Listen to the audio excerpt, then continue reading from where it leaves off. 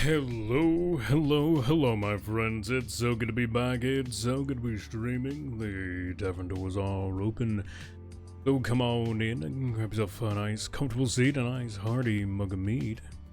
Today we're going to be continuing our Wednesday evening TTRPGs further and deeper in the depths of Wildsea with our brave crew of the Scylla's Lullaby. What they find and what they do today should be interesting, different, dangerous maybe, or maybe friendly. Who knows what the depths hold for them. But without further ado, my name's Hippie, I'm your host, and welcome to the bridge. What's up, ladies and gentlefolk? Oh, well, that one. I know what I'm doing. Oh, it's good to be back, my friends. Good to be here. Oh, hope everyone's had a wonderful week so far. Hope your Wednesdays have been fantastic. It is definitely a little on the warmer side here, or in my home. But it's a comfortable warm. It's not like sweaty. It's not too muggy. Sure, being outside is a little much. I need to mow my lawn now I think about it. I could wait though, I'm sure, right? But yeah, we're here. We're gonna be doing some Wildsea. We are once again joined by the wonderful, fantastic crew of Scylla's Lullaby.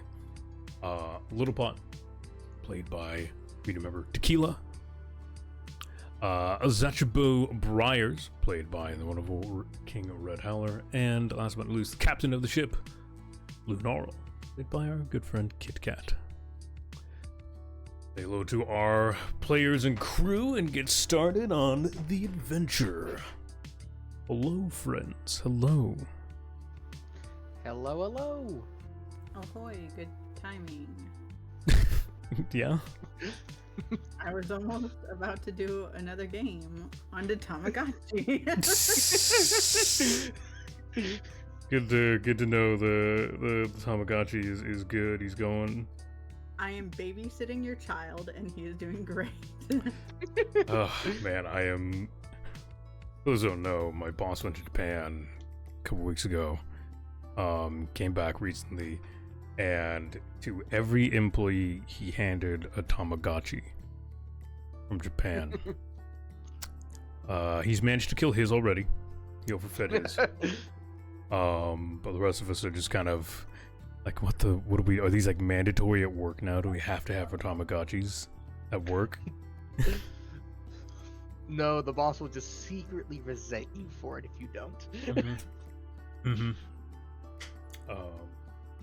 Only two of us got the really cool Tamagotchis, the more modern ones. Me and my coworker, Ivan, ended up getting the two Tamagotchi Connects, so we can link our Tamagotchis and like hang out or something. Yeah, pretty cool. Yeah. But anyways, enough about that. How's you guys doing? Is it enough about that? Have you not introduced your son? I pointed him out on stream like when I got him or something like that. Good. He deserves attention. Sure, he might, maybe. I don't know. It's a thing, you know. I don't know. Yeah, hope you guys are having wonderful days. Hope your weeks have been fantastic. Hope you guys are excited for more adventure. I also just yesterday got my Black Powder and Brimstone book in. TTRPG I'm very, very looking forward to, especially now having had a chance to read it in physical form. It's sick. I'm so excited. It's so cool. Convince some of you to join that too, but who knows? That'll be after Wildsea. That's in the future times. The future times. For now though, let us venture into the strange and mystical wooded worlds of Wildsea, where the three of you were last seen communing with a rather interesting figure, a iron-bound one a little more obscure than the rest. It seems to have been an amalgamation of 3 different souls instead of a mental combining of, a ton into one.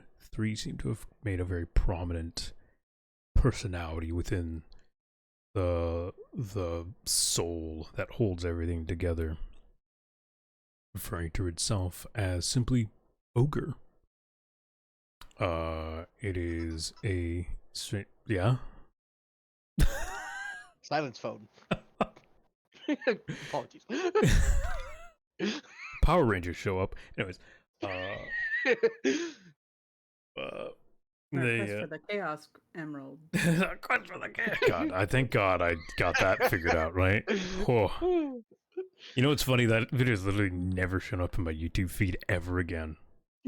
Not That once. makes it even better. Like, it just, that one day I was like, you want Sonic today, right? Nope. I didn't. Fun fact, I didn't want Sonic ever. But anyways, this Ironbound, its right side of its body, a lot of it's made up of what looks to be a shelf of some kind of like tool rack and workbench. There's a whole bunch of different like bolts and nails and screws, tools, hammers, and just things that just sit inside of its chest cavity. As well as a mixture of around its body. It's made up of a sledgehammer here, ball peen hammer there, a saw here. Its left arm, you can see folded back, is a large almost grappling hook. It almost looks like it's a repurposed anchor for a smaller ship. And it's 3 heads quite distinctly swapping in and out. One is simply a shattered glass orb. Another is the like face and upper skull of the figurehead of a ship. It almost looks like it might have been something relatively ardent, but mixed with some kind of like fish thing, some kind of scaly thing. Definitely would have been a mermaid if anyone knew what the fuck a mermaid was. What's a fish? Right. And then the last one is a old decrepit diving helm. It's about 9 feet tall. It's fairly large. I mean, well, it's large but average for an Ironbound, right? Most of those are pretty big. And they've introduced themselves and then look to you. And I assume you are the next unfortunate souls to be sent below the waves into the depths. Zay has you on another errand? A job to repay our debt. That's what it always is. Debt's here, job there. Well, it's a task that we're willing to do. it's always a task that someone's willing to do, but it's never a task anyone has come back from.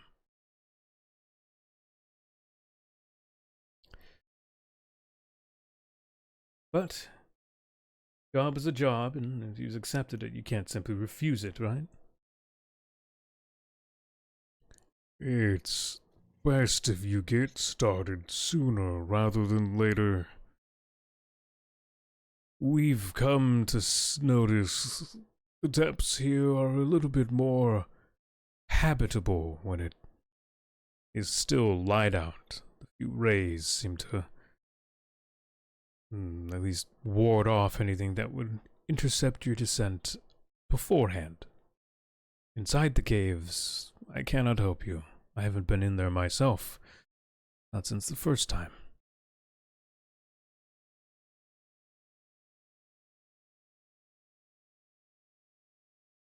Do you have appropriate diving gear? Things to keep you safe below the branches. Down in the depths, you'll be definitely venturing into Kazarine territory. The last thing I need you to do is die of mutation before the elevator stops.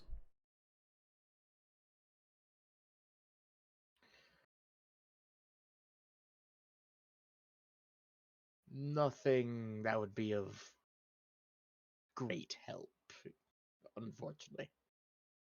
I have a scarf.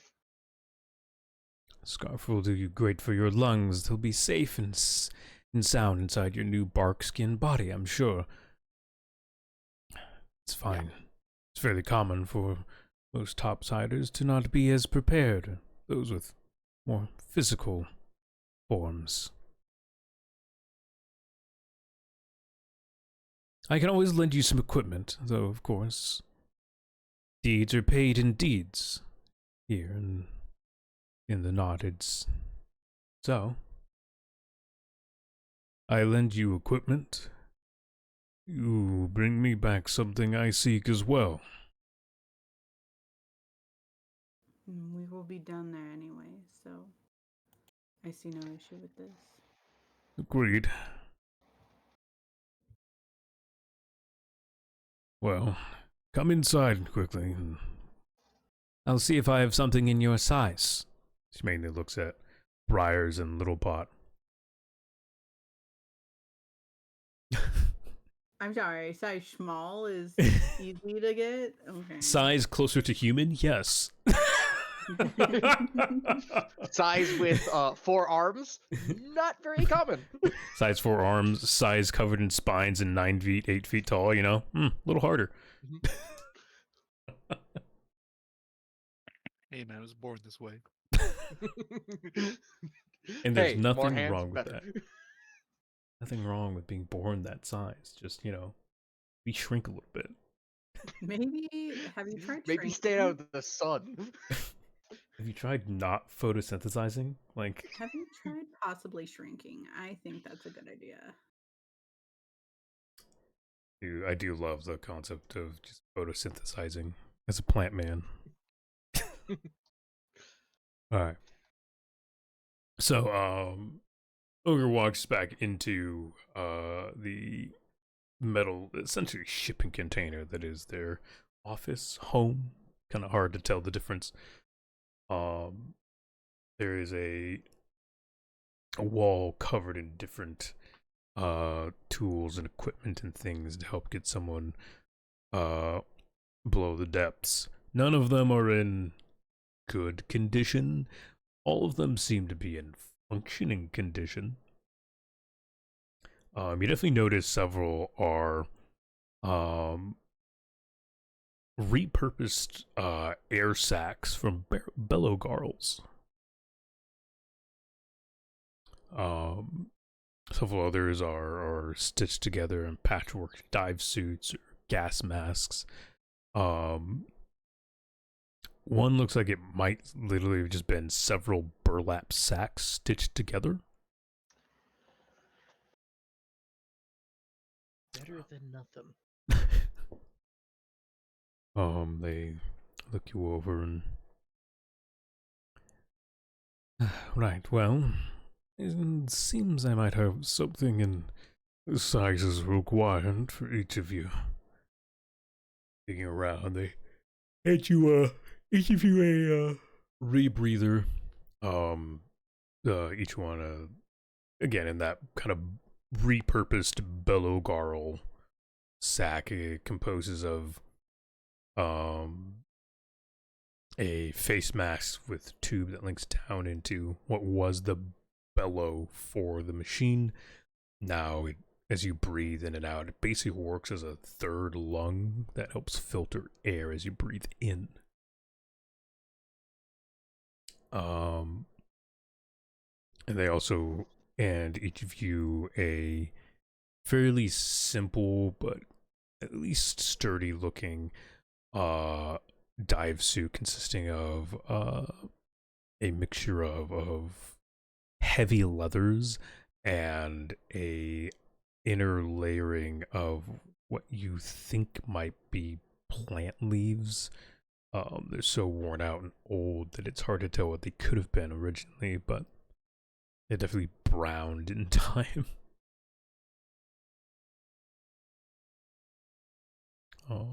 They're easy enough to put on. Yeah.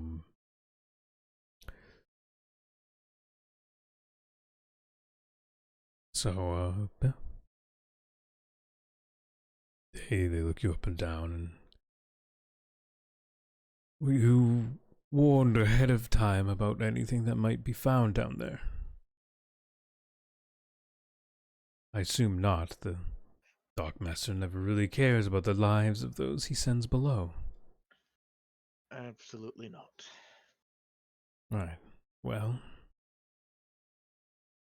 what I've at least seen during my original descent into the depths, into that blasted cave that I'm so obsessed with. Strange. I guess you can call it ichor, bile. I'm not sure quite what it is. But it glows. Deep green. Very vibrant if in large quantities. I never went deep enough to find out whatever put it there, but it certainly lights away. So if you find some stick or, if you have a container, it could easily be turned into a lantern, scoop some in. From what I remember, it wasn't acidic, so that's always a plus. The venture down, beware of any of the usual critters that might assail you. The elevator tends to be fairly unharassed due to the loud machinery. Most creatures don't like it nearby, but nevertheless, Pinwolf there, strange mutant here. And actually, a few sightings from up here. We've seen shifting of rock. Whether it's some weird, natural event or something alive.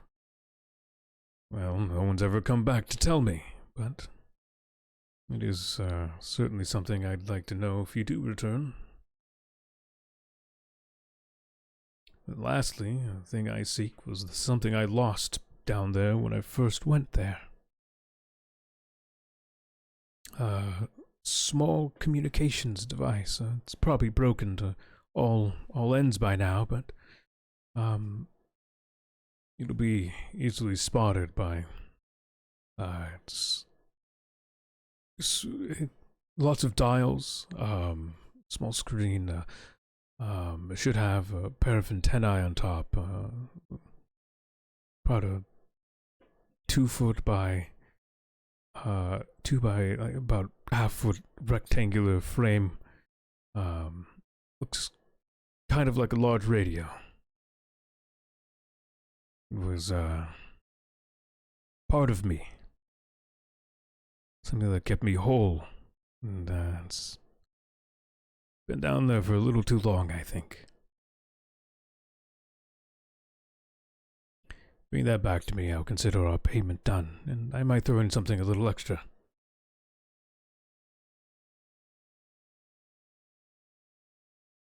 Well, I guess none of you are big on rattle, huh? I have 1 point of rattle now. Sure. Anyone would like to attempt to think of potentially what this object could be? Attempt a roll for knowledge of some kind. If anything of old world, potentially.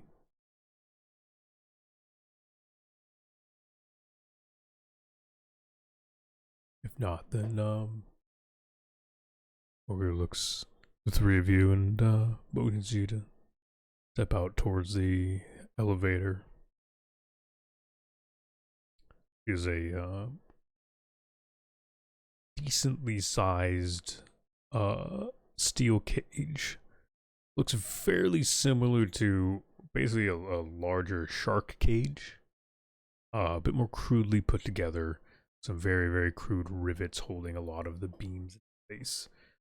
And a graded floor that lets you kind of see through the bottom and down into the depths below.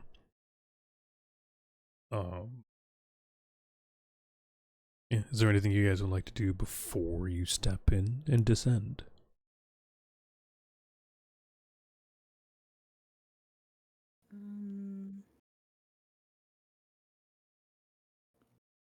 Since we're not getting too much information, maybe getting just a little bit more about how to find this communication device.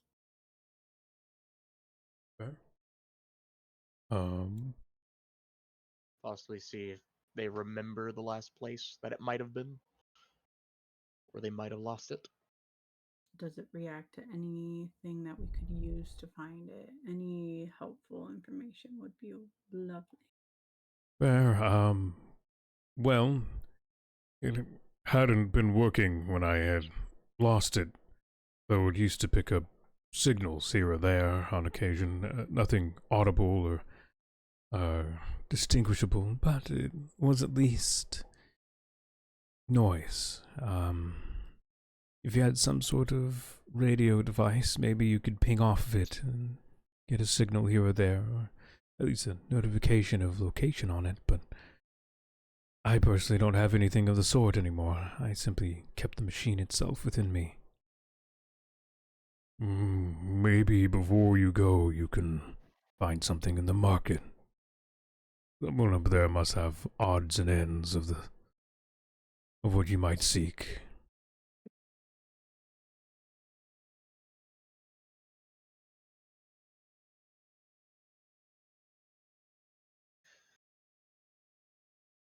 And I suppose it best we hit the market real quick before we head on out. Well, whenever you're done and ready to descend, I'll be here waiting. Don't take too long. Darkmaster doesn't like to wait for his toys to be broken, I guess. Roger that.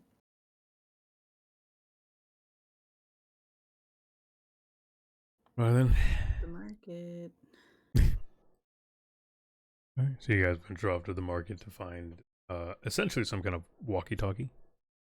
Yeah. Walkie-talkie or like what's the one that senses sound?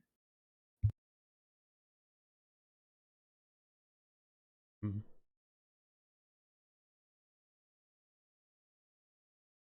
What do you mean that by like sends a sound? No, senses. Oh, senses. I mean, Yeah. I don't actually know. I'm trying to remember what they're called.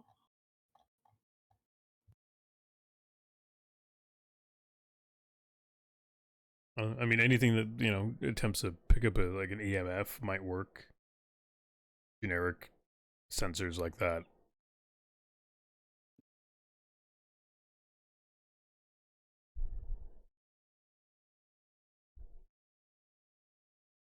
Also, if you are potentially want to try and find like a lantern-esque thing to make a light, as they said. Or find a jar, that might be the next best option. Yeah, a jar with a handle is basically a lantern-esque thing. Just scoop it up, put the lid on, just hold it. Yep.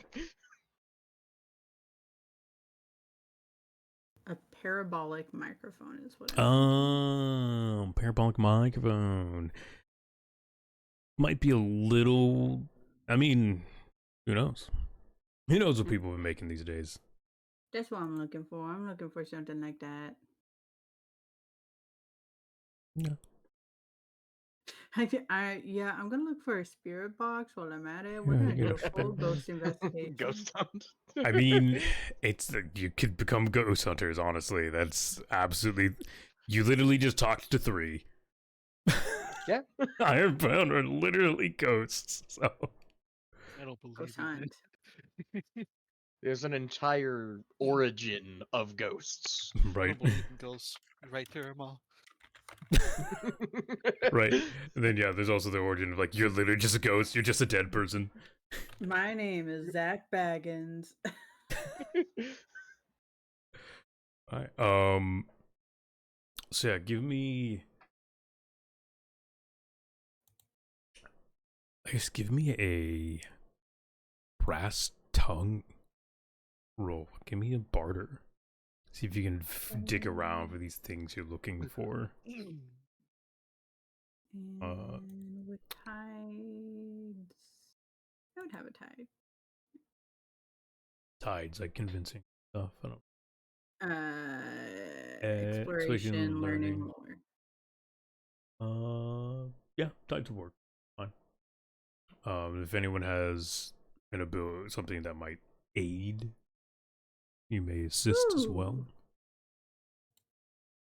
Double 5s. And the max of a 6. Yeah, so 6 with doubles. Yeah. Yeah. So, digging around, you've come across though a little weird and jittery. There is a Gao sitting amongst a selection of metal contraptions and things, kind of poking, prodding, talking fairly, kind of stuttery to a customer who looks at something and then shrugs and puts it down a little roughly in the Gao. Please, careful with everything. Oh, it's not broken, is it? No, of course not. I can put it back together. I can fix it, yeah. Oh, customers. Hi, hello. It's good to meet you. Good to see you. Good to can I help you find something? Do you need something fixed? Something repaired? Something? We're looking for any type of A receiver. audio. Oh, yeah, yes. Yes. I have receivers. I'm a receiver. I receive. He begins kind of digging through some baskets of just what looks like broken junk. A lot of it looks like it's scrap. You do see a couple of things that look like they might have been communication devices at some point, with like holes blown through them, or like half melted, or literally just taken apart and scattered. He pulls one out. This is a receiver. Yes. Old tech. Yes. Speak into it, and on the other end, receive. Yes. I have but one, so no other end.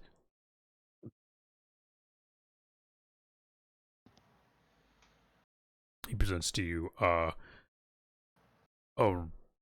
crude walkie-talkie. One of its side panels has been replaced with a very scaly, like hard bone. It does give off a light staticky tingle to the ear. You know, that kind of like low buzz you get around TV.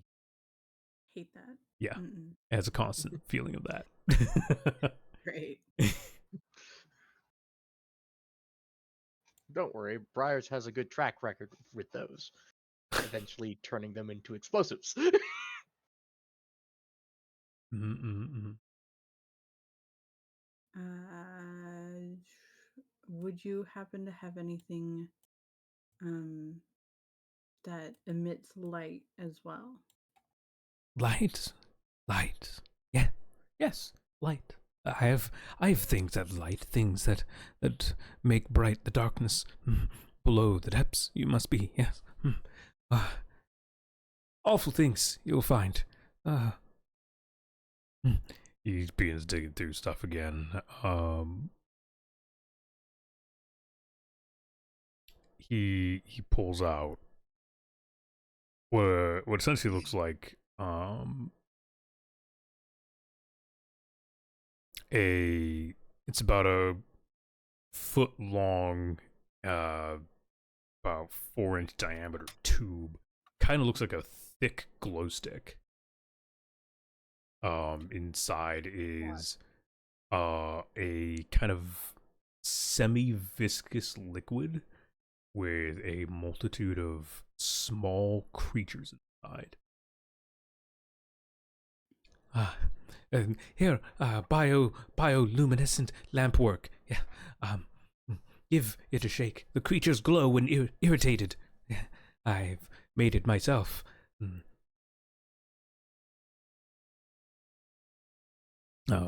Looking around, you do actually see a multitude of these around the market. In places where people want light. A mixture of different colors, blues, some dull reds, kind of a more clear whitish tone.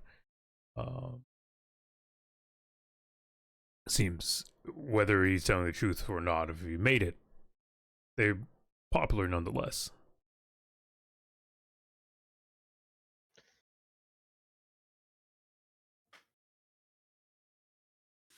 At least guaranteed to work. We would love to take these two. Would this do for payment? And Loon pulls out one of the dew orbs. He looks at it. Though they don't really have eyes per se, the black orbs in his head you can see get a little wider. Yes, do. You can smell some. Yeah.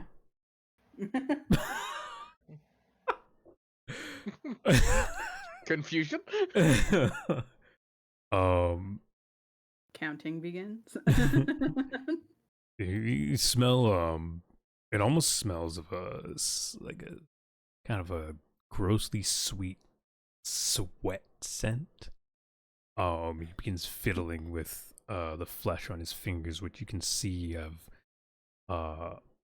gotten kind of black with wounds as he's picked at his hands many times before. Yeah, I could trade for that. I think that's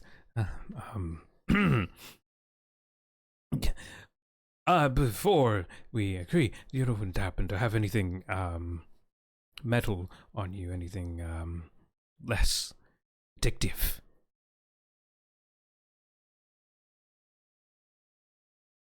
Nothing metal on me, unfortunately. It would be this. This is what I have to trade. This is what I have to offer.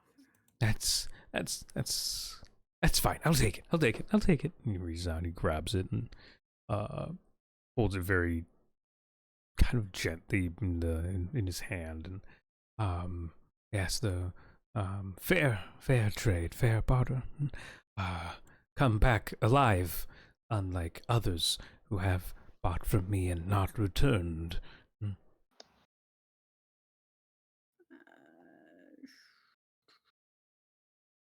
Who wants the lantern? Little glow stick. Yeah, glow stick. Briars will hold on to that. Sounds good. And then I will take the walkie-talkie. Oh. And add it to our aspects, right? Yeah.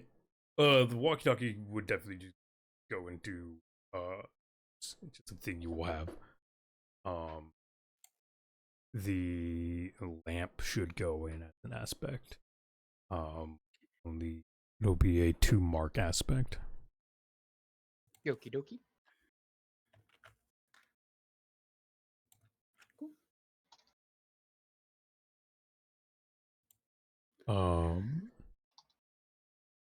Yeah, the gal kind of glances between you guys, and then turns towards another customer, assuming you are satisfied with the trade, and begins to chatter and barter again with someone else who's found interest in a strange looking. It looks like a kind of like a little a little hand chainsaw, about the size of a dagger.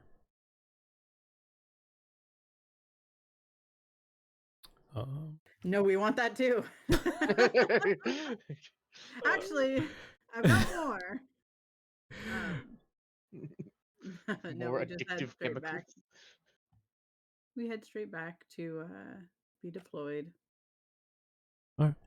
Real quick, while you guys walk back, banter among yourselves. I forgot my water in the other room. I need to go grab that. You're right back. Okay.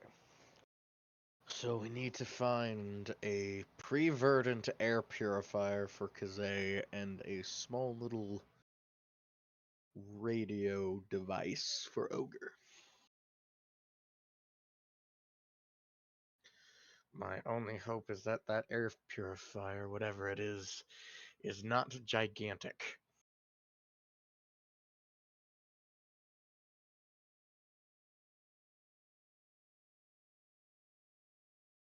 I'm so pain to move. Yeah. I wonder if we should bring the workhorse with us as we go. The thing is, the workhorse is only usable above the green. It is not usable when submerged. Loon just kind of looks back at Little Pot. I think we'll have enough, manpower to bring anything back in one piece.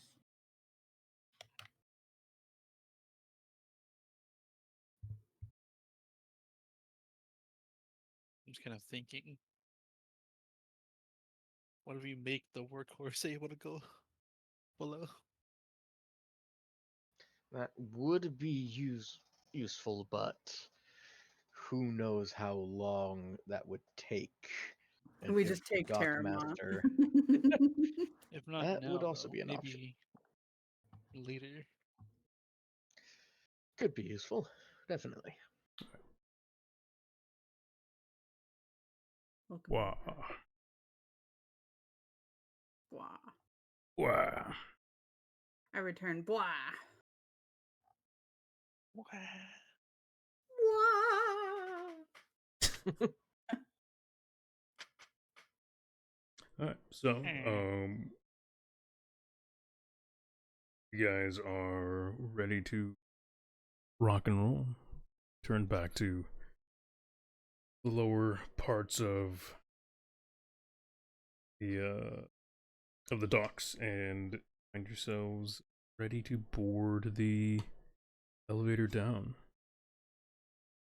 Once I'm below surface, I got a hole in my leg. What's that? That's the last time I went below. I got a hole in my leg. Fair. You also got some rotipede meat.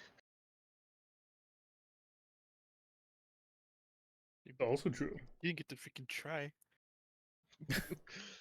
Unfortunately. But hey, maybe we'll get something else. Or maybe we'll find more of them.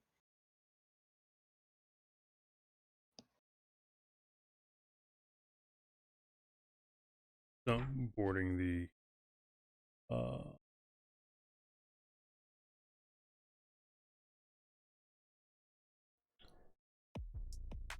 elevator, and here is the cage door, and clamps it, handing you a simple little push rod as they put a lock in. This is simply to unlock the cage when you reach the bottom. It's safer that way, in case anything tries to reach you on your descent.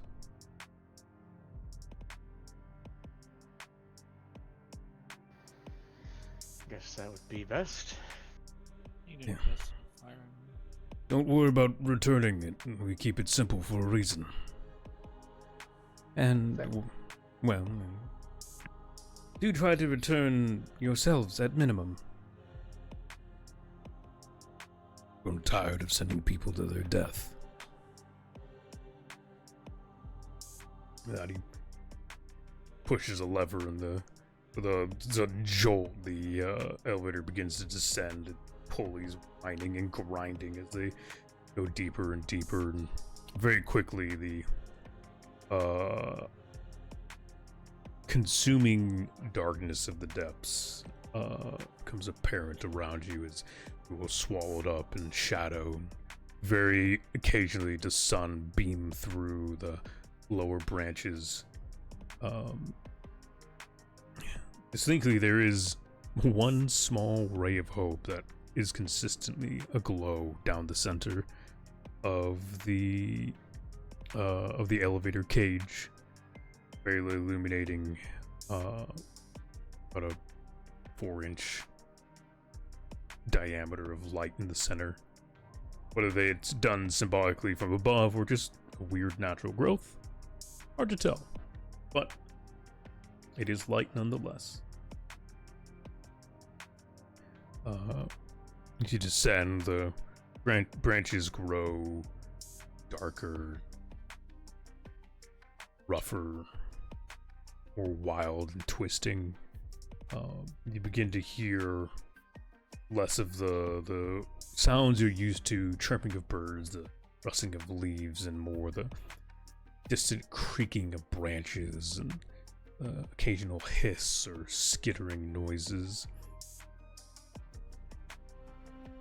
Off in the distance, you can see the shifting of things, of shadows, churning and curling and moving about.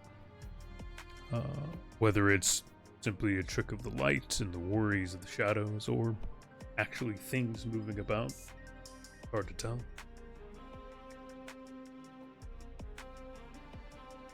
The descent is longer than you expected.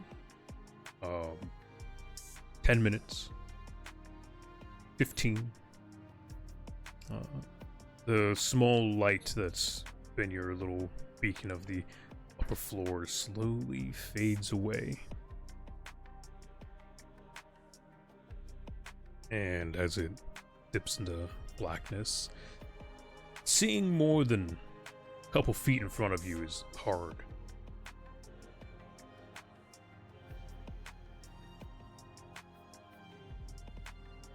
Briars is gonna shake the little lamp glow stick thing. You shake the vial, and as he said, the little creatures inside jolt to life, darting back and forth, and very quickly a slow blue glow starts to emanate and build. Not much better than a glow stick in and of itself. It provides enough light, about 15 feet of dull blue light around you, which better than nothing. If it wasn't for the fact that as your light illuminates the branches around you, you see it gleaming off a large, almost reptilian eye. Its slow movement stops when the light catches it. Then it just fades into the darkness.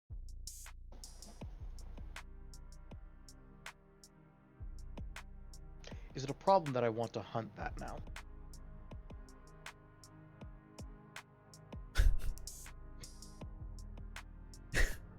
The rest of the crew looks at Briars as he unlocks the cage. I gotta go kill that now. It looked at me. It's gotta die.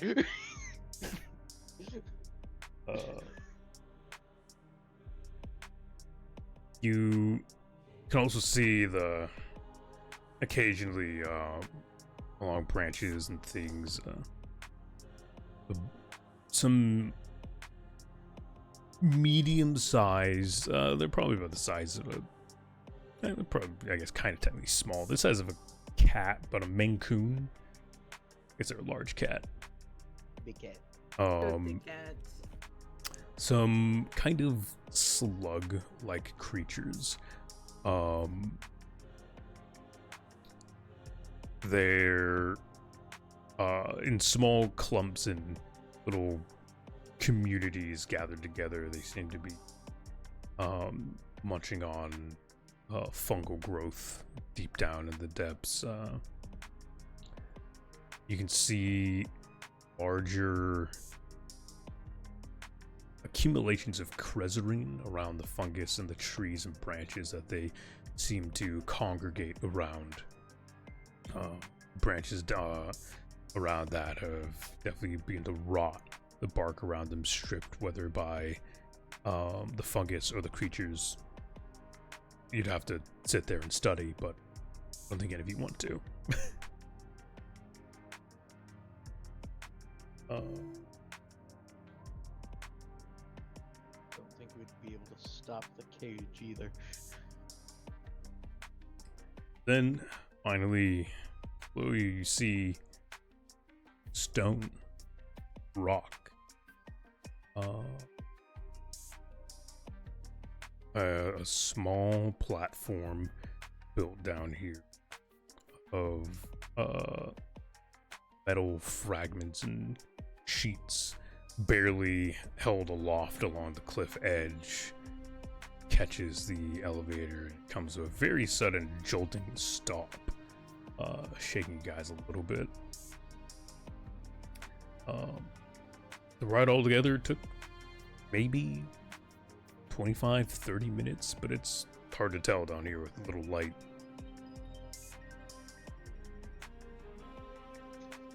How do they even find this cave all the way down here?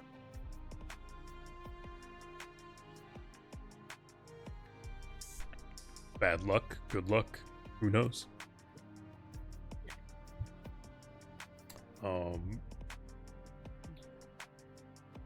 Though it is a little bit up the hill, or up the small like cliff path, you can see from here the opening of a cave entrance, lit by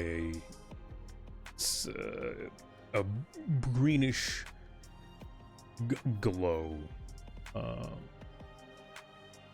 Probably that ichor or bile or whatever it was that Ogre had mentioned previously.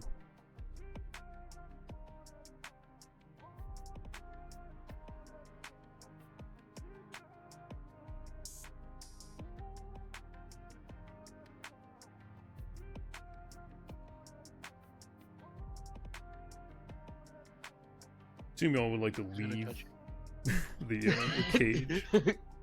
Did any of us have a stick in which to, like, I could put some in a vial, but that's about it.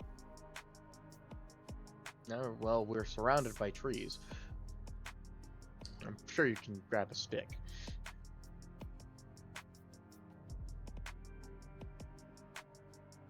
I'm gonna grab a stick.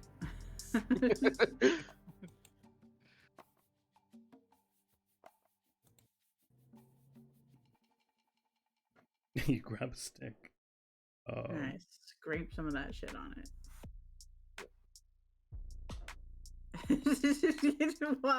while my fucking crew just like watches their captain break a stick off and like reach like a tiny little child to, I'm 4'10", to try and get some of this stuff on a stick. I mean, so it's up in the cave if you wanted to go up there. Yeah, like it's on the ground and whatnot. It's not up in anything. Yeah. Is it reachable? Yeah, I mean, you guys have to go to the cave.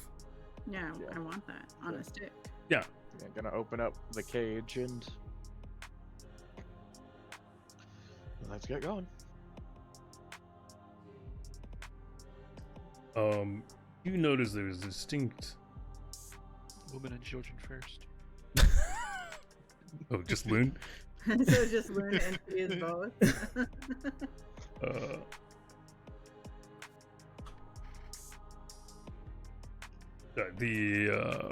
You notice there's a distinct lack of life. Creatures that you saw on the way down tend to not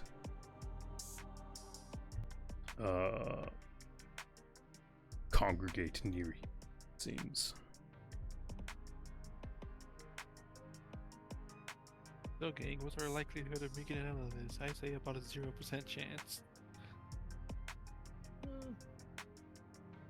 think you're lowballing it just a little bit.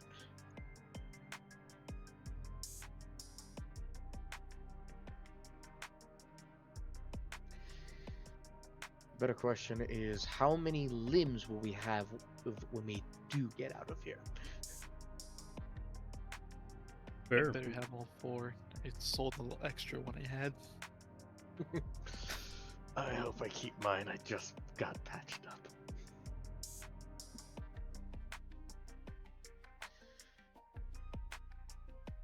I think I'm the only one with the normal amount of proper limbs.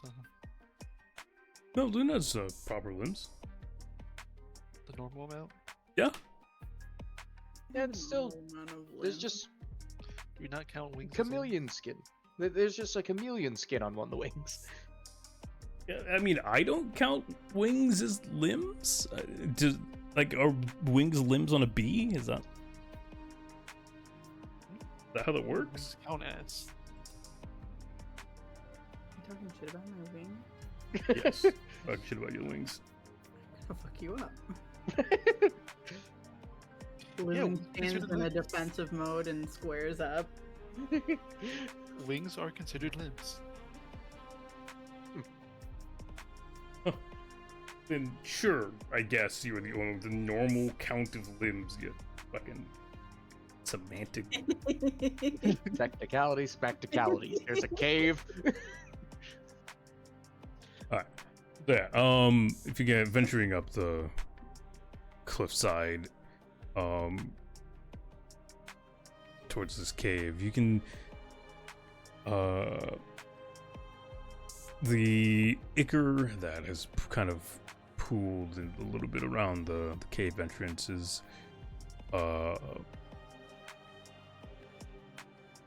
definitely not something that's, it doesn't seem like something that seeps from anywhere nearby.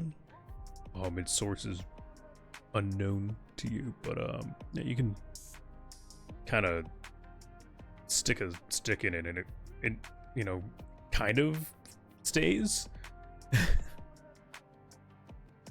Stuff is thick. It's kind of, it's a little snotty, a little like phlegmy.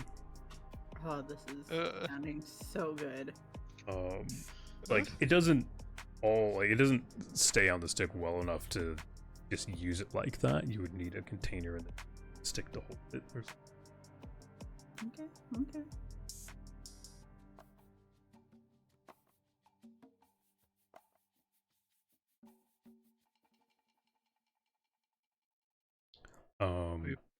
So I scrape it off with the stick and stick it in a vial. Sure, yeah, you have vials sitting around. Yeah. We didn't know if this stuff is something we have to avoid or something we can just step in like a puddle. This is what, in front of the cave, you said? Mm-hmm. Ogre did say it didn't seem acidic when they were down there, but they never said when the last time they were down there. Also didn't mention if it had any other properties. Mm-hmm. I can test if it's poison. You could also test can't it test to if it's incredibly high. Could be psychedelic, we have no idea. If it is, y'all gonna have to be dealing with this, the high-ass cactus.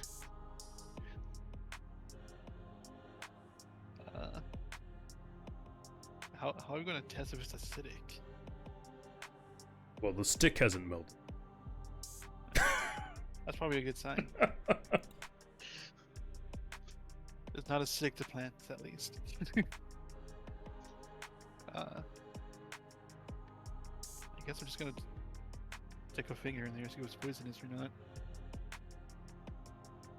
I mean, it definitely just feels gross. It just feels really gross. Again, it's that snotty texture, that phlegmy, where like it semi-sticks, but also just kind of runs off your fingers. And so like, you kind of have some like glowy strands in your hand.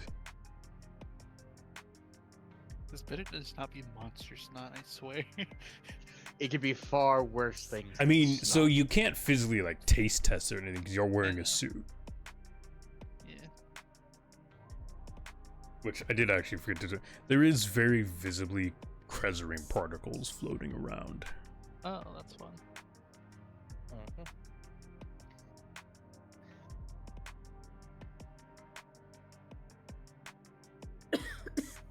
I'm spending I feel like we should move on. We're spending too much time focused on this ichor. Yeah. I'm just gonna stick it in a bottle and we're good. Okay. You have a makeshift lantern. Woohoo! If you'd like to use, a strand of rope, something to tie it to a stick, you may do that. Otherwise, you have to hold it in your hand. Nice salvage. Ichor lantern. Let me ichor lantern. Weird texture. Don't touch. Uncomfy. Ew? Question mark. Triggers sensory issues. Ew.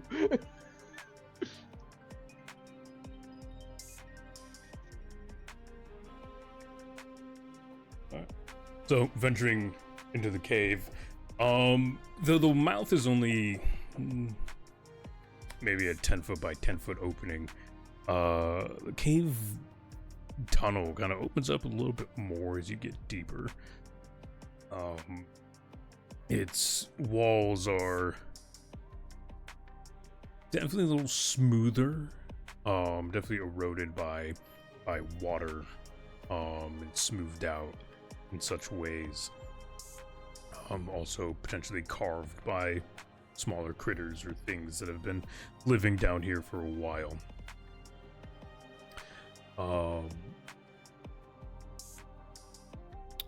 The glistening of liquid can be seen along the pathway and whatnot, and again, occasionally you'll see this glow of this green snotty liquid on the ground or on the walls, dripping from a point here or there.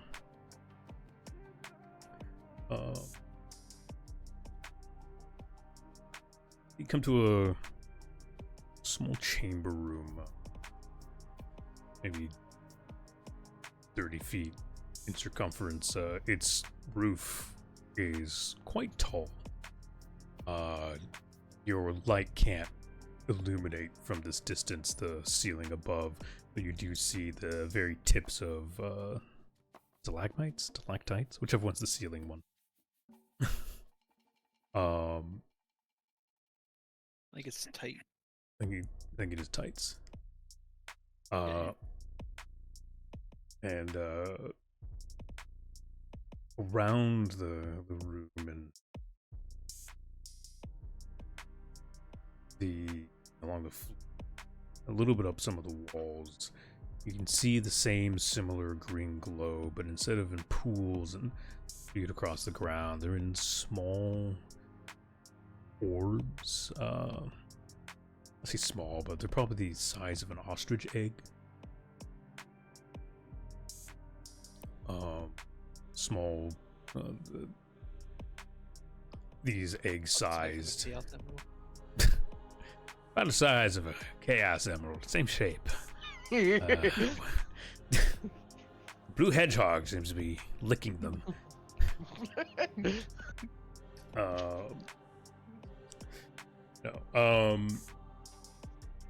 No, but they sit in small clusters, 8 to 10, varying in places around the room. They definitely seem to be the same consistency, same texture, but they've been formed into these globules.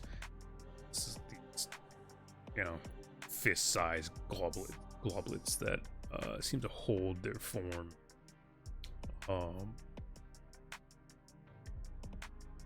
You want an omelet tomorrow? If I see that anywhere near the kitchen, I'm not eating for a week.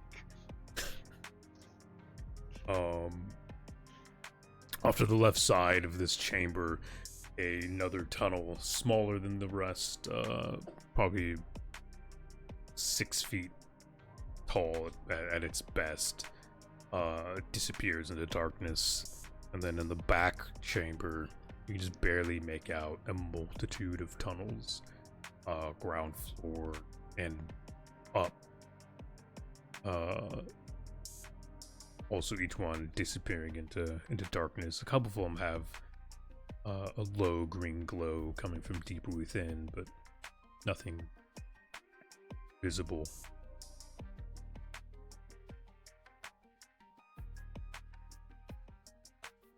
Suddenly, you hear the sound of scratching coming from the tunnel to the left. Sounds of something sniffing.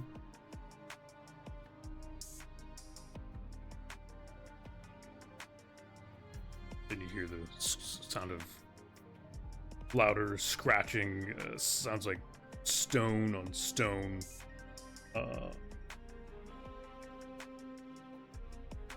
Scratching of metal and rock.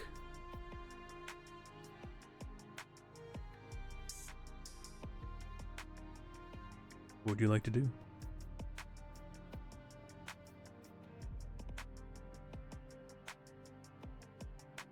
Investigate. Briar's gonna pull out his Ken pistol.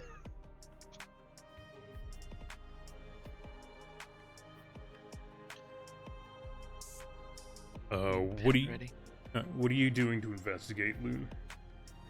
Are you like going towards the sound? Are you like wait?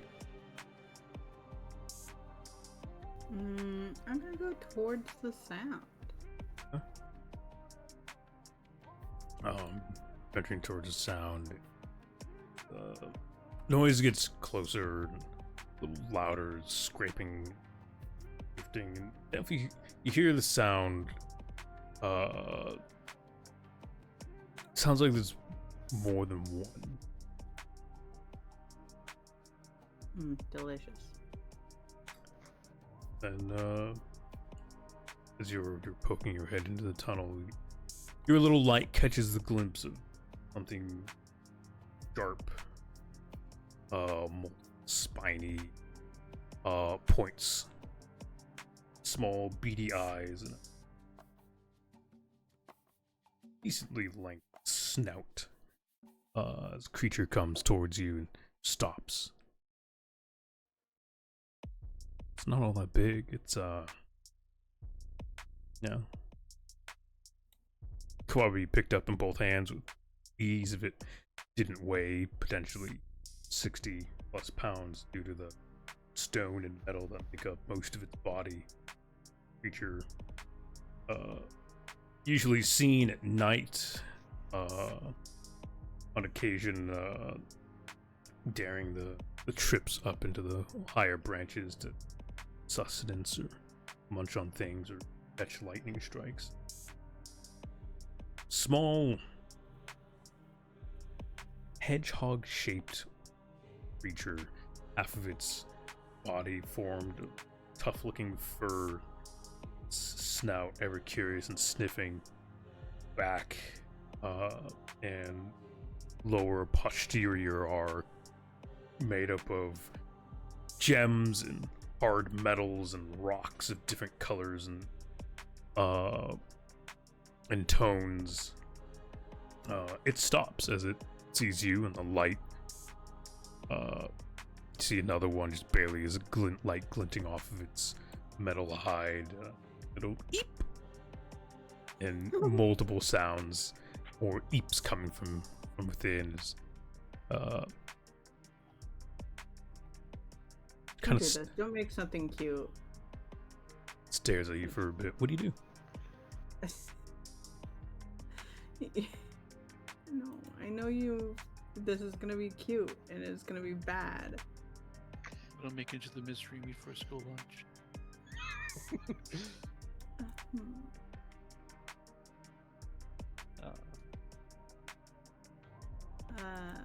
I don't have anything food-wise to toss towards it.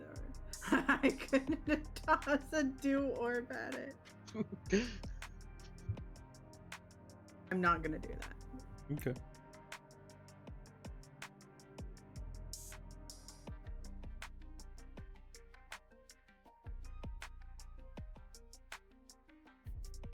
As you kind of sit there and stand there and kind of look through your bag a little bit, the creature at the front gives a little eep, eep. A couple were retorting eeps from further down the tunnel. Kind of just waddles past you, scratching along the ground. You can finally notice the like whiskers on the front of its snout are diamond hard as they scratch along the ground. It seems they're feeling their way or smelling their way towards something edible. And they spot the little green goblets of snot. The first one just kind of ventures towards it and sticks its face in. You hear the kind of gross sound of munching and chewing and slurping. And it's slowly followed after by two more of similar size as they venture towards the globulets and begin munching away at the egg-sized ichor pools, orbs. Briars puts away the chem pistol.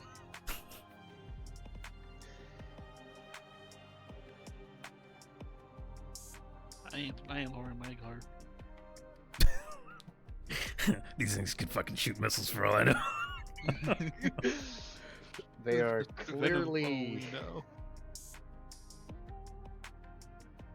despite what they look like, I would have to assume that these would be more prey creatures than predators. Granted, that doesn't mean it won't try to bite you if you agitate it or if it's hungry enough. Did you see any things were by eyesight?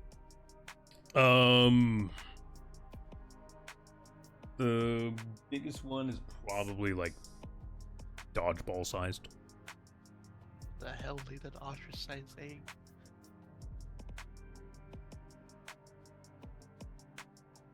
I don't trust them. Yeah, they're just kind of munching and slopping. Occasional eep or little grunt. That is a lot of gems and metal on it, though.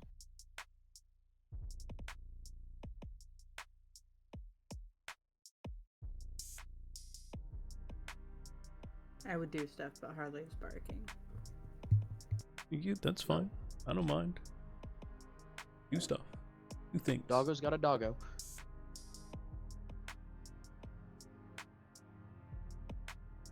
We've had a phone ring and we've had mysterious whispers from the aether, so like, I'm unbothered by a dog.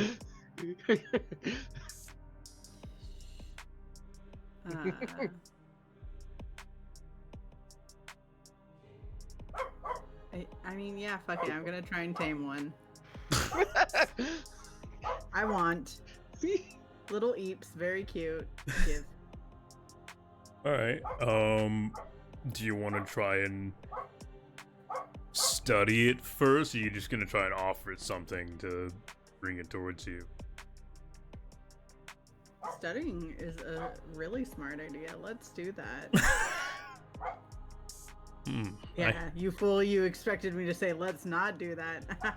No, I distinctly gave the idea into your brain because I assumed you wouldn't.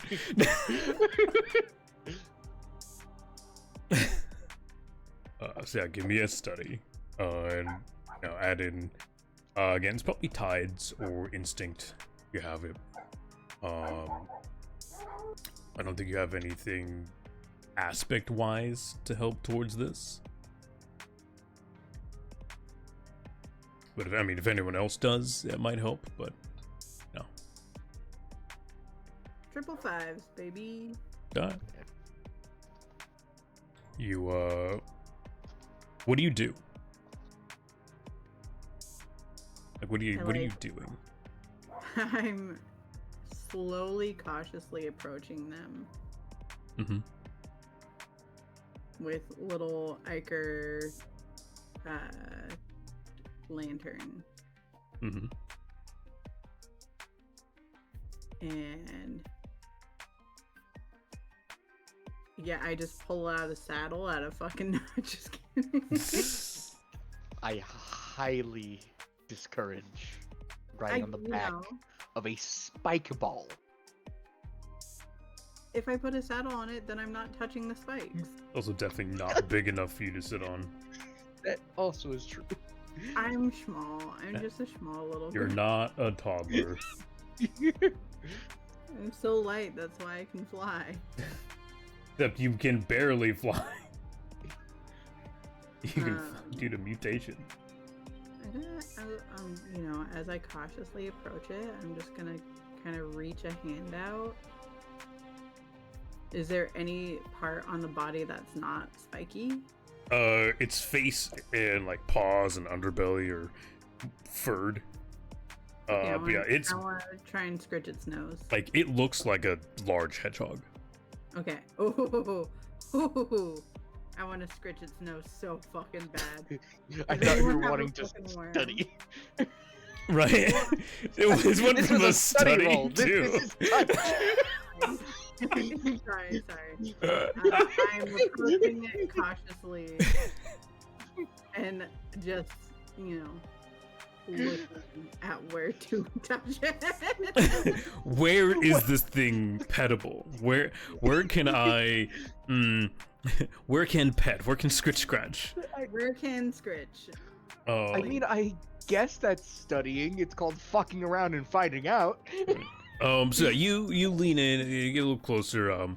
The one that you lean towards, its spines are a deep mixture of the almost like an oily metal, a mixture of goes from like a silver to a blue to like a red brown around it. The gems and metal that grow from its back. It does stop munching for a short bit. It turns and looks at you and it doesn't move away. You do see it kind of like it's definitely monitoring you, see if you mean it harm. You do also feel a small staticky or like electric tingle. You lean closer and your hand gets a little closer.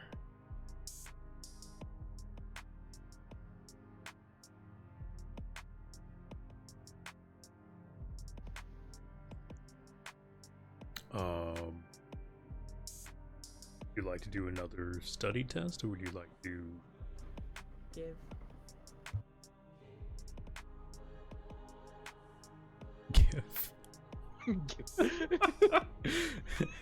just give it to me. Give pets. Just give it to me. pets. I have new child. It's my child. Give. What would you like to do? It is at least not running or being aggressive or I want to afraid. scratch his nose, please. Please. You lean forward and its nose is currently covered in that ichor, and your gloved hands won't feel any soft fuzziness, but you just kind of give it a little touch in the side. Comes a little rub. It seems fairly unresponsive.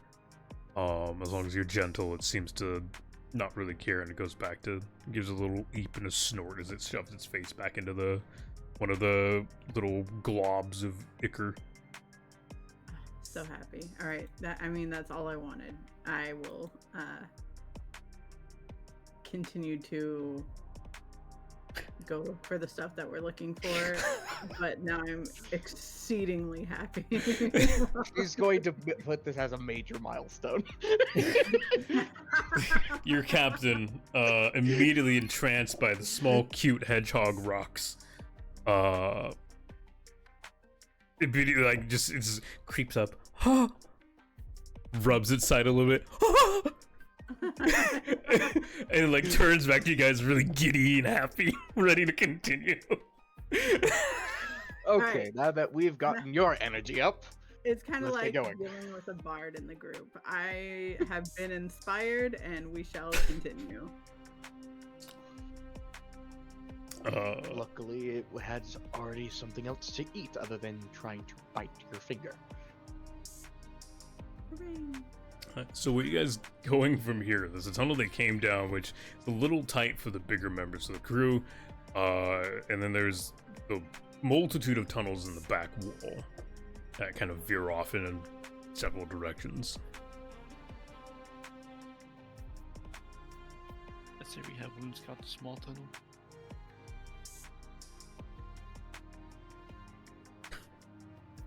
You're saying have her go just look at it alone? Yeah. We'll tie a rope or something. Something to pull her back. Do you have a rope? Because I don't have a rope. You have an imaginary rope, she'll be fine. Ah, yes. The greatest security, imagination. Let's not do that.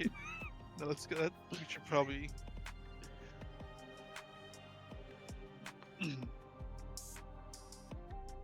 Is there any like way to? Hmm. You said like some of these tunnels had like a green glow coming from them as well. Yeah. So The both one are that just splits one. off.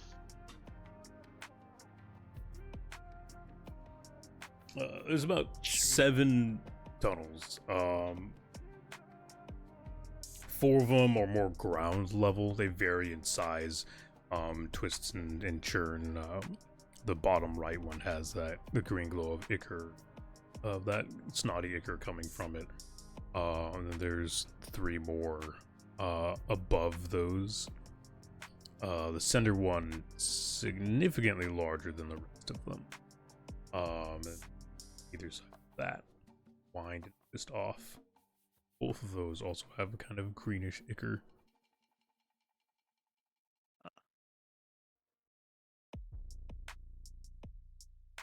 Kind of examining that, this definitely has a more hive-like appearance, and I definitely don't want to know what else fits that much larger hole.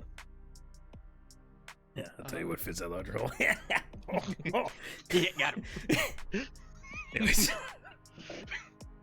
So I'll be down to see what's down the path that's on the ground level to see what's been making this green ichor. Yeah. That's my choice.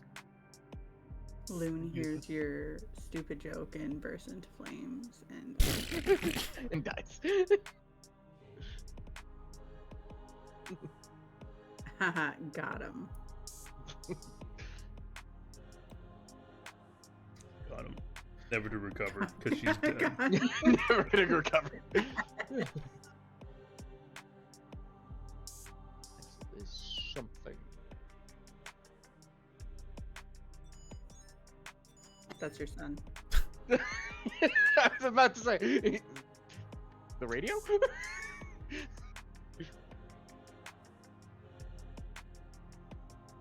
Loon, try the radio real quick. The walkie-talkie that we got. The chances are low, but the fact that this thing has metal on it, I wouldn't be surprised if it somehow got stuck to it. Yeah, Loon uses it, like tries to click on the radio. Click it on and you get the that low static hum that is ever so prominent from it. Where are you currently? Like, where are you? Just in the middle of this chamber?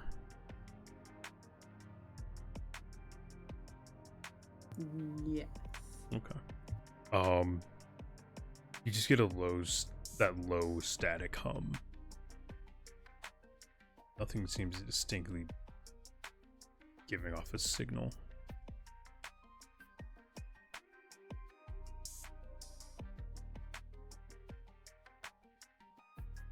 So Sorry, I'm making sure that your child is happy. Oh my god. Great.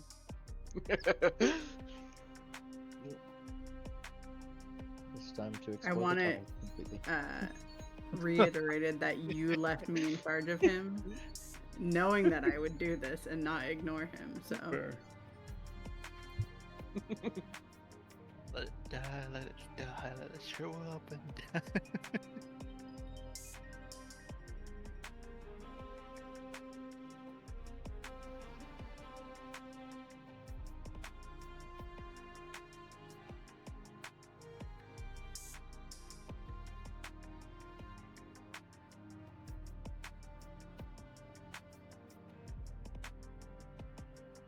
Yes.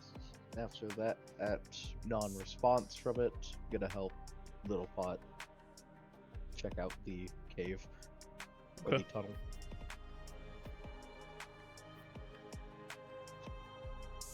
So, are you checking? Are you looking at the bigger one, little pot, or you?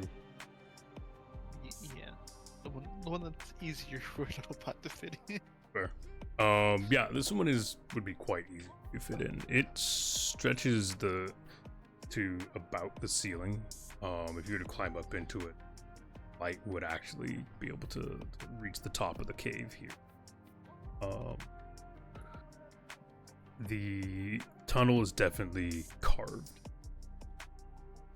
Definitely not a natural part of this cave system. The deeper we go into this tunnel, the more I don't want to be in these caves. Are you standing at the mouth of it, or are you like climbing into it? Maybe standing at the mouth, just seeing like, kind of, from what little light I can see in this cave, just seeing how deep this thing would be going.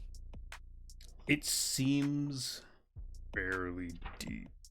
About 10 feet in, it begins to dip down. That's fun. It's not a sharp curve down, but any deeper, the darkness consumes the path. You do sense small breeze, puff of wind.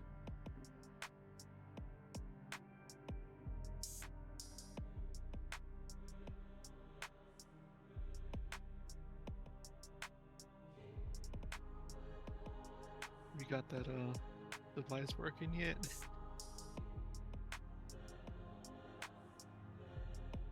Curiosity is about to get this cat killed. I mean, all it's doing is giving off a low humming. I mean, have you chosen to go elsewhere? I guess you could take it to the mouth of either the cave or the tunnels, see if anything changes. Gosh, my crew is so smart. I'm gonna go closer to the smaller cave. The one the little hedgehog thing came through? Yeah. Okay. Not for any particular reason. Fair. Yeah, as you get closer, that staticky hum, hear, though it's slight, you hear the sound of a little pop of static, a little noise that isn't the norm. You get to the mouth of that opening.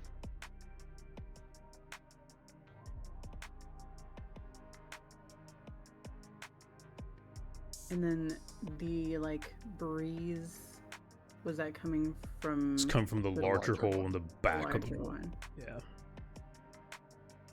Well, we have two sources of light. We could split up. That is an option. Little small me could go in the small cave.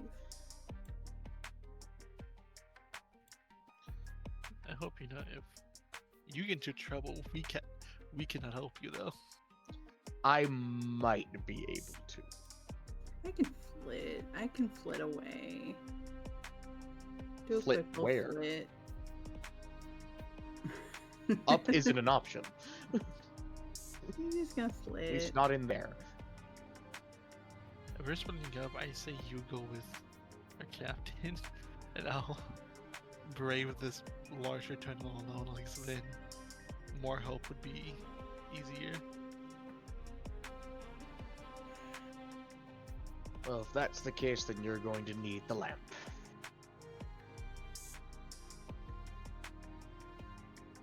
I do honestly think that you two should go in the bigger cave, and I will go in the small cave. I have light rooms actually. They won't provide much light, but they will provide light.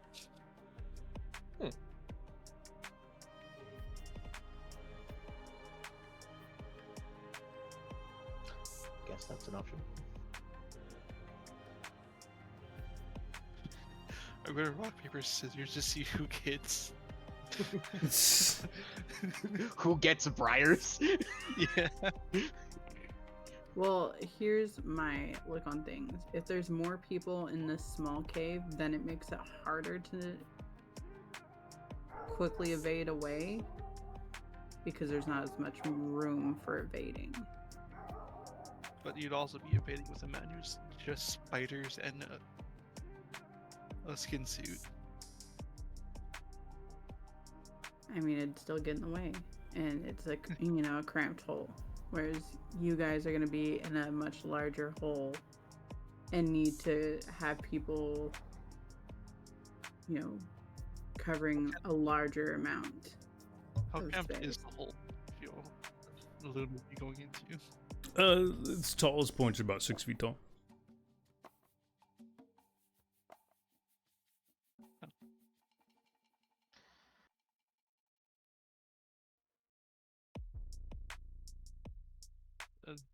Definitely would be uncomfortable, but impossible for a little pot to go on that one. Yeah, the last thing that we want to do is get you stuck. Yeah. So I guess I'll join you with the larger tunnel. Okay. I mean, does the loon have a separate light source? Yeah, she has the Yeah. little vial of the ichor. Oh, that's right. Okay. The dull green glow of or ichor. Of course, if you need help, yell, and if you hear a gunshot, you know why. You got it. Just gonna hear a resounding this ding on the pad throughout the caves. Just ding! Ding.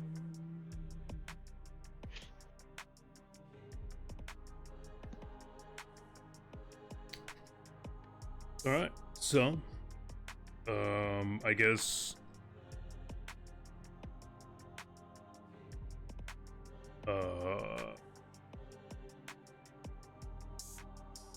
Loon, you venture into the tunnel.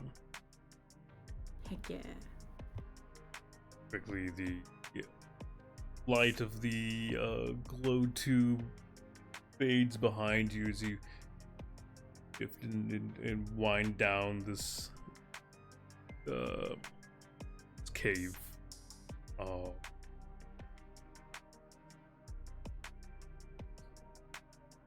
The static from the walkie continues to have that occasional pop noise.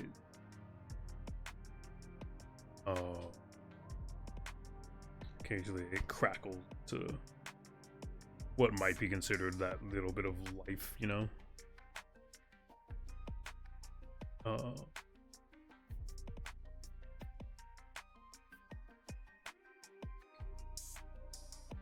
You just forge ahead. Yeah, I'm just kind of forging ahead with the walkie-talkie on, and I'm kind of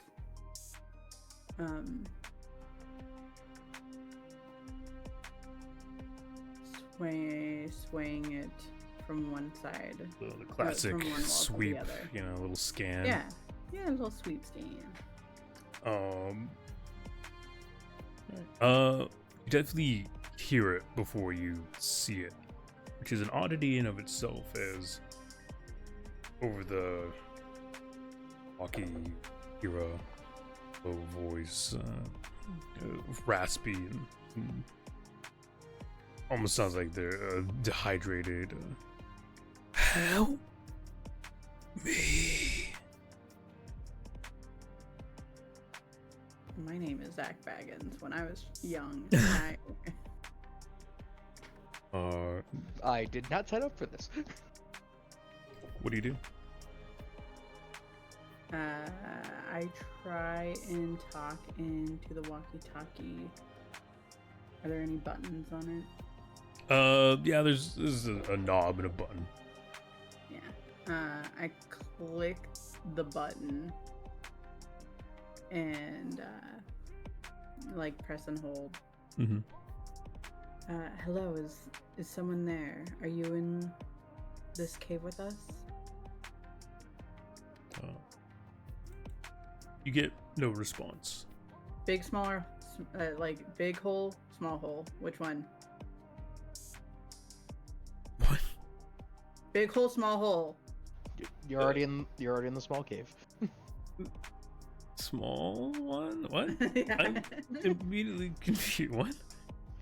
Anyways, you get no response again. As you kind of walk forward a bit more, and finally catching in the low light that you have, you see breaking of the surface of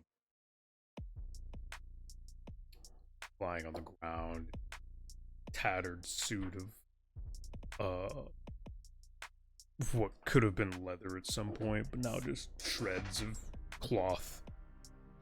Lies a corpse. Oh, it is a ghost. That's sick. This is sick. This is a cool adventure. Over the microphone, much louder, a little bit more clearly, it pops. Help me.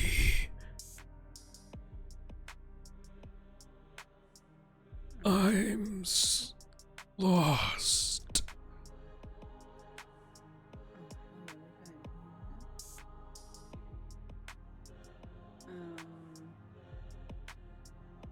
I'd like to investigate the corpse. Okay.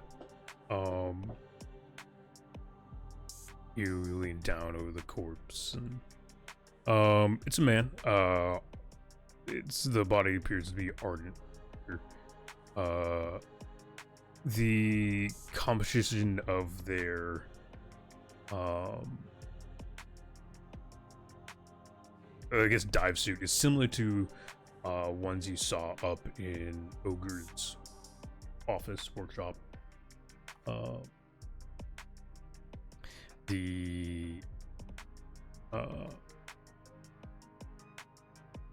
As you turn it over, you can see there is a fairly decently sized hole punched through the front of the suit. It doesn't punch through the full body, but there is definitely a hole where his abdomen was.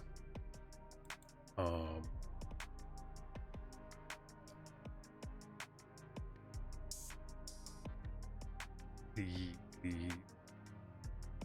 body's definitely been here. Definitely decayed, and if you could smell more than the dusty air that sucks in from the Belogarl lung, it smelled probably pretty rancid. Again, over the radio, you hear the cry, the weep of help.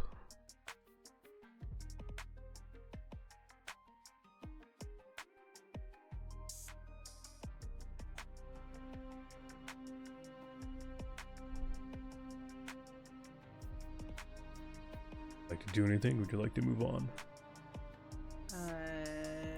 Is there any device on the corpse at all?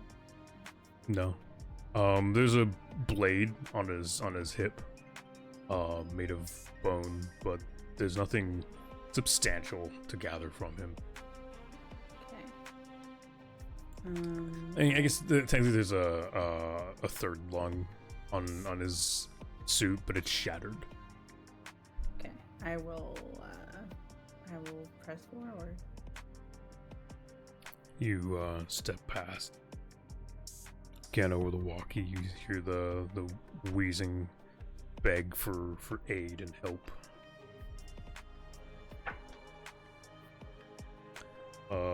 Little Pot, Briars, what you two doing?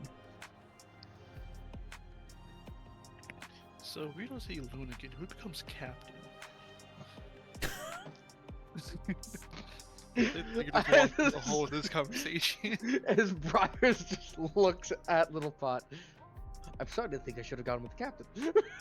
Because you clearly don't think she's coming back. Well, we're in a very deep cave under the sea.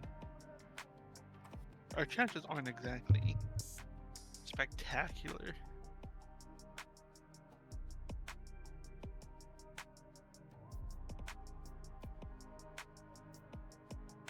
And just judging by the way these caves were made, this isn't natural. So there's definitely something down here that can at least cut through. They can make these caves. I'm just saying, just in case. Who gets the ship? We'll get there if we get there.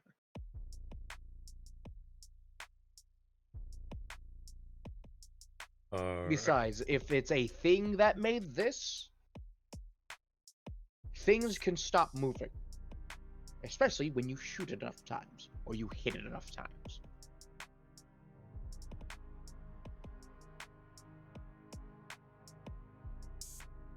Or is that with a couple 100 volts? So, what are you guys doing?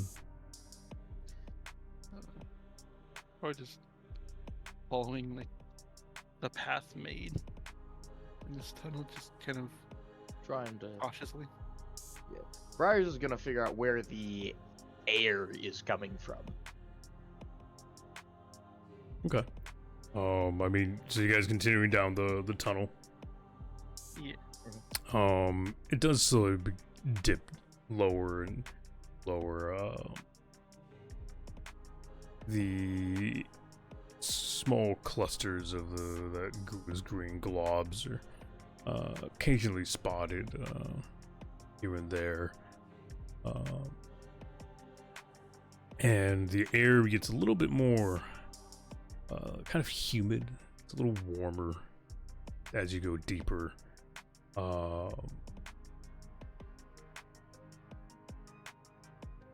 You find the first thing that kind of becomes a little off is you see another one of those cluster of glowing, like egg-shaped bundles, but they are significantly larger.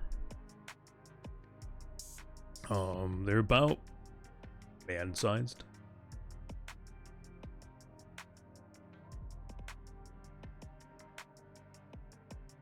There's 4 of them in a cluster hanging from the ceiling above you.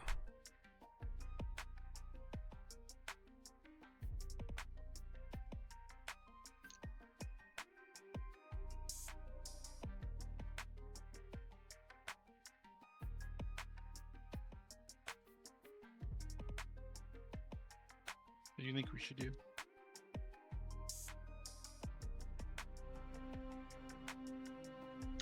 Debating on throw something at it or leave it alone.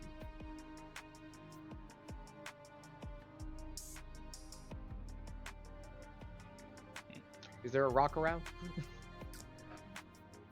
Yes! We're in a cave! Or at least a loose enough piece of the wall that I might be able to break off. Yes? You're in a cave? Yeah.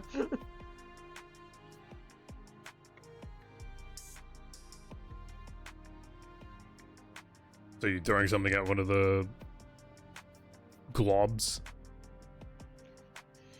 Yeah. Okay. And find a fist-sized rock, I guess, and throw it.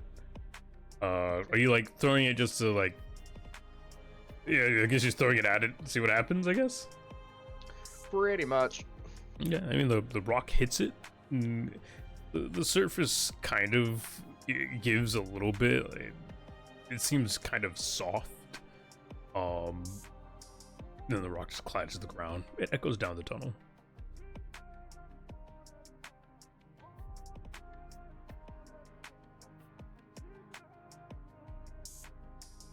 The sack doesn't do anything.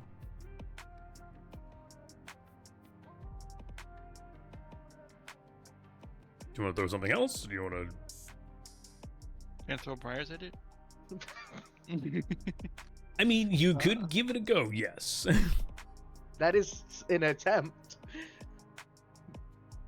But Briars is realizing with the ostrich egg-sized ones that we saw earlier, those were around the same size of the hedgehog-type creatures, yes? They were smaller than hedgehog-sized creatures. Okay. It's like ostrich eggs. They're like kind of They're big. football-sized. Yeah. A little bit smaller than football, if I remember correctly. The hedgehogs are like the size of a dodgeball. Well, not like a kickball. Yeah.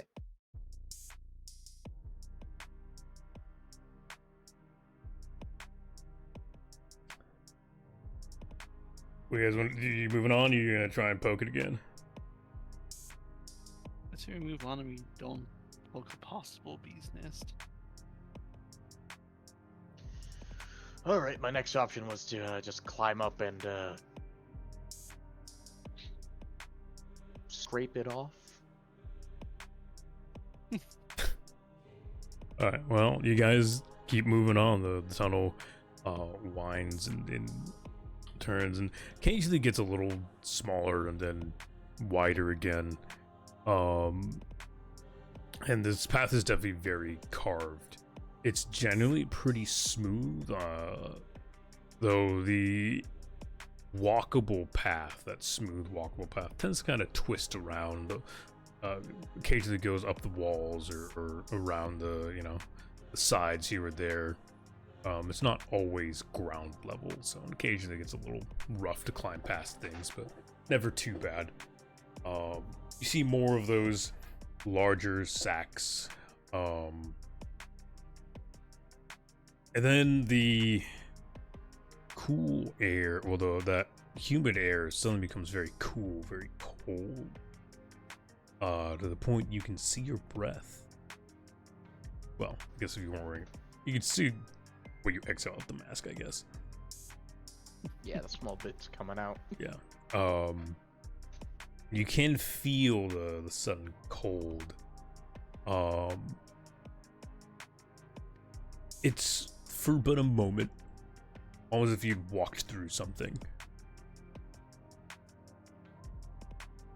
Oh no.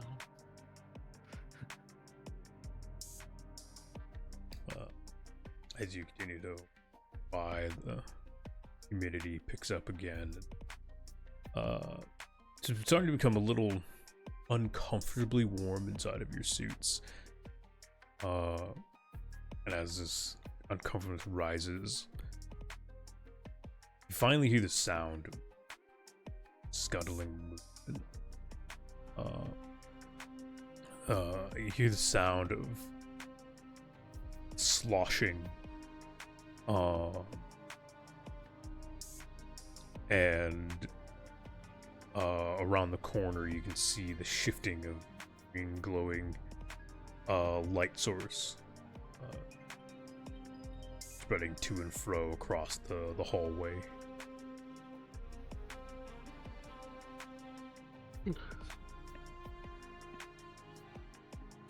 Metalblast is gonna ready his pen. He's gonna stay alert.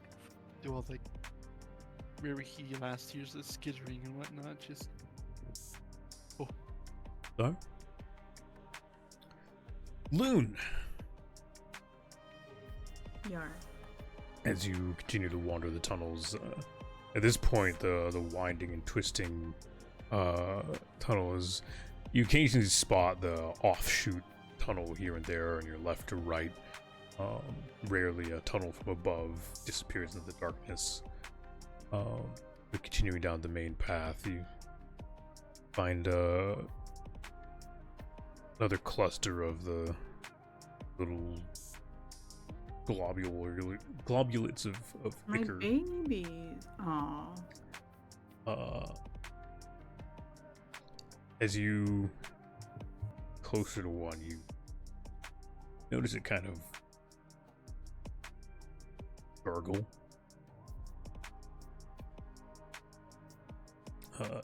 Gurgles and kind of throbs a little bit. The glowing light is broken up ever so slightly as you see bits of solid material shift around inside of it. I can do anything?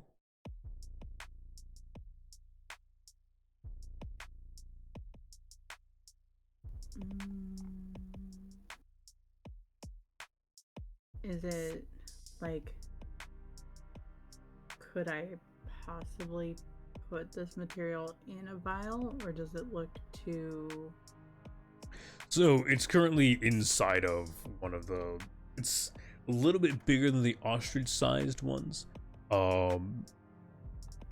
It's probably the size of a soccer ball, but more in an egg shape. And it's more of that glowing green goop, and then you can see there's stuff kind of drifting around inside of it.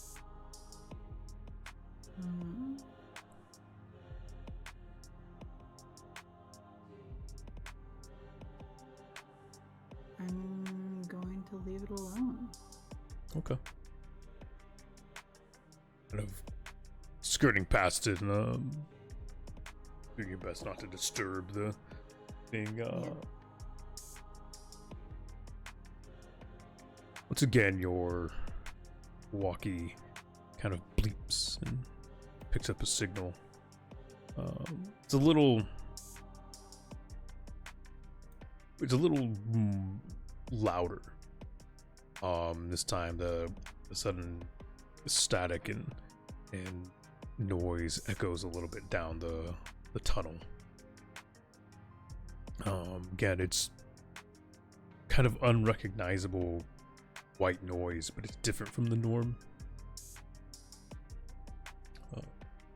And this time it kind of lingers for about 5 to 10 seconds and then fades away again.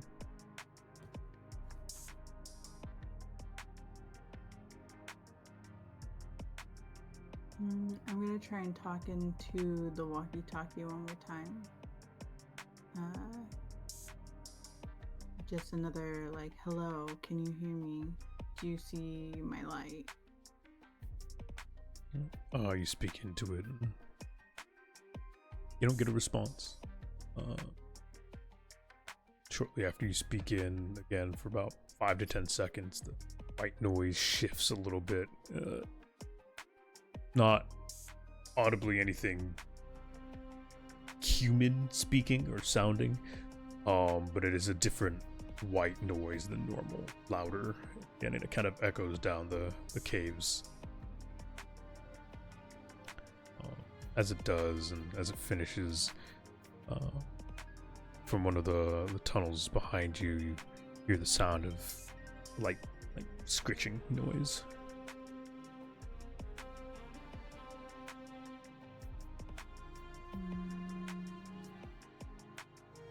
I'm gonna kind of do a 360 with the walkie-talkie and just see if it has any particular reaction to a certain direction. The walkie doesn't seem to pick up anything extra from other directions.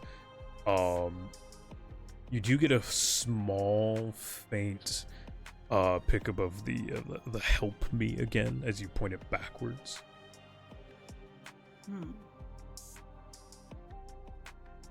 But yeah. As you do the 360 from one of the tunnels, one of the off to the left, you see a shifting of light and the slow build of a green glow begin to build a path behind you. Out from it comes just barely big enough to fill the tunnel it exits out of.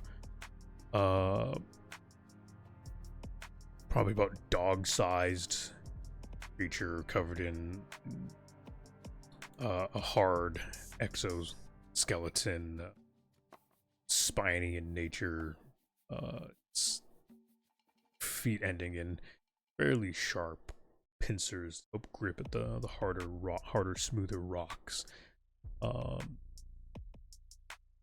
Its head covered in a multitude of black sensory devices. Probably call them eyes, but without any receptors, it's hard to really describe them as such. Its four spindly legs coming from its mid-abdomen and back, trailing about midway down what would be its spine, and then protruding from its butt is a glowing sack. That kind of ghostly green tone fills the hall, the tunnel. It looks like a weird mix between a beetle and an ant. Definitely chunkier in its abdomen than an ant would be, but not quite as wide as a beetle. It shares that kind of. I don't remember what the fucking ant butt's called.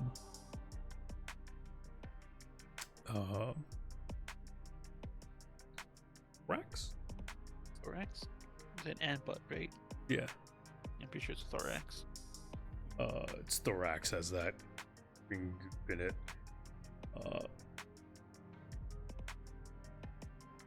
It looks towards you, Loon.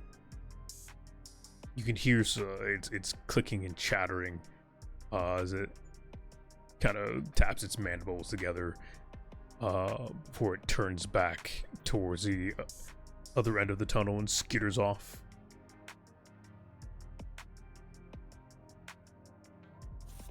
Okay.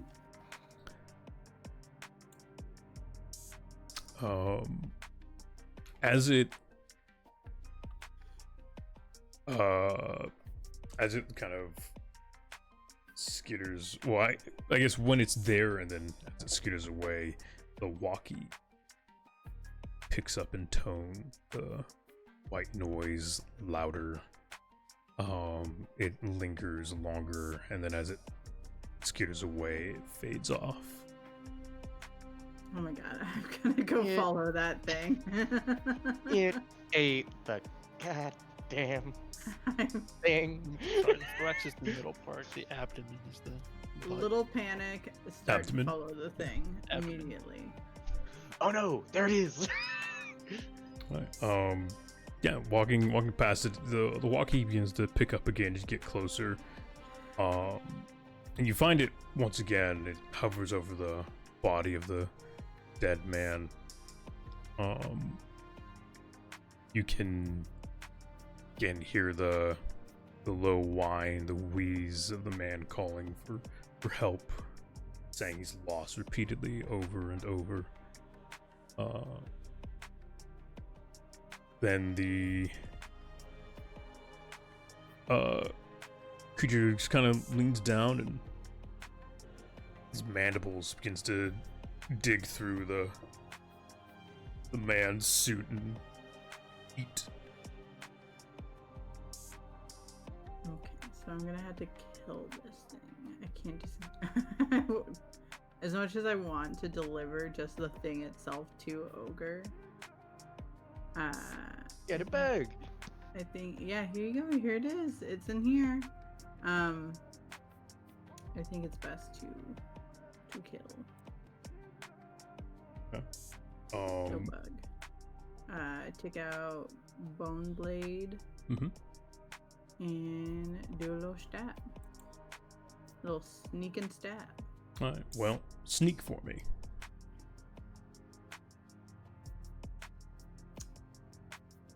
That one is sneak. Veils. I have veils.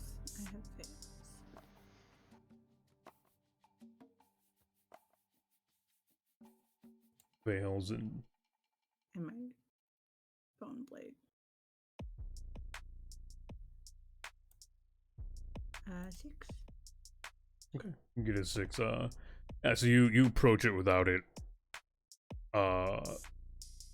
Noticing it and strike at its. I guess what are you doing?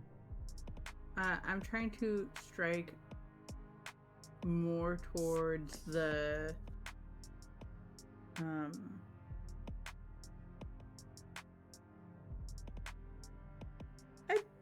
yeah, we'll go with the head. Okay. Try and like stab down onto the head. Okay. You just step forward and quickly jab the blade into the head, trying to get around the more carapacey parts. The blade sinks in pretty good.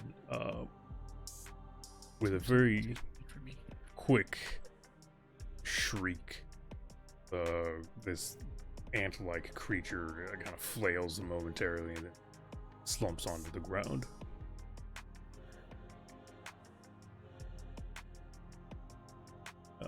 Its limbs still kind of twitch, but that seems unresponsive. Okay. And I'm going to, once it's like done squiggling around, I'm going to hover the walkie-talkie over it and see if it picks up in a particular area. I would assume it's going to be closer to like its little belly, but there's a small bit of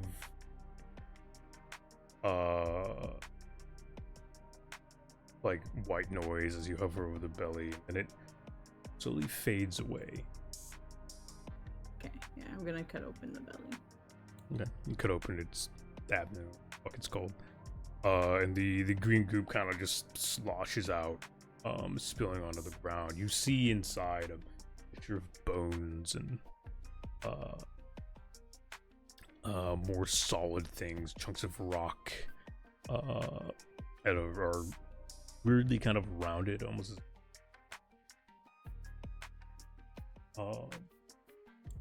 and as it spreads out and peels away, since you are looking, closely scrutinizing, trying to, find what you're looking for, you do see inside the shifting color tones and light aren't just things forcing light to, break around them.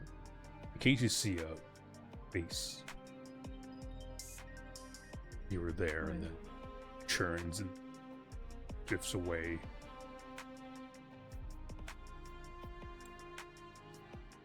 Don't necessarily like that, but any device? Am I seeing any device? There's nothing of the description that Ogre gave you.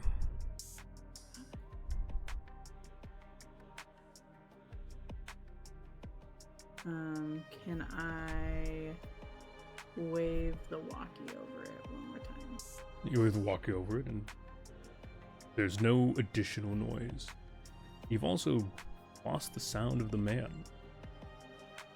No longer do you hear his occasional cries for help or "I'm lost." Did I somehow accidentally help him? Oops, kill bug. Your help now.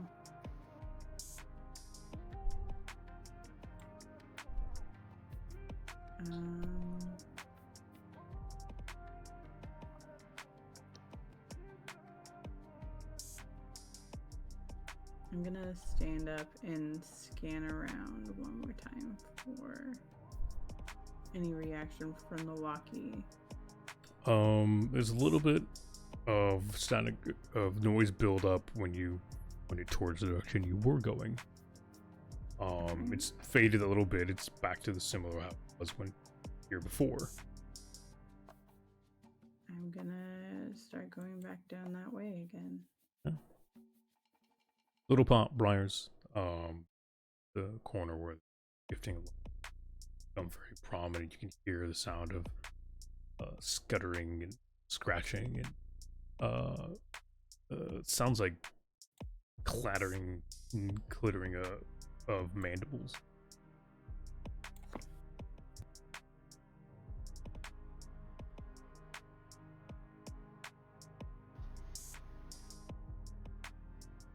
Cousins of yours? How dare you? I pull out my chem pistol and start to peek around Okay. where that noise is coming from. Yeah, peering around the corner. It's very obvious where that noise is coming from in the middle of the tunnel. Currently munching on one of those larger sacks of ichor, about horse-sized insect covered in kind of dark chitin, a little spiny around it. Its center body similar to that of kind of a beetle. It ends in that ant-like abdomen, as I had talked about before. This one has a very dull white skin to it, and as it eats that, the abdomen slowly fills with ichor and glow.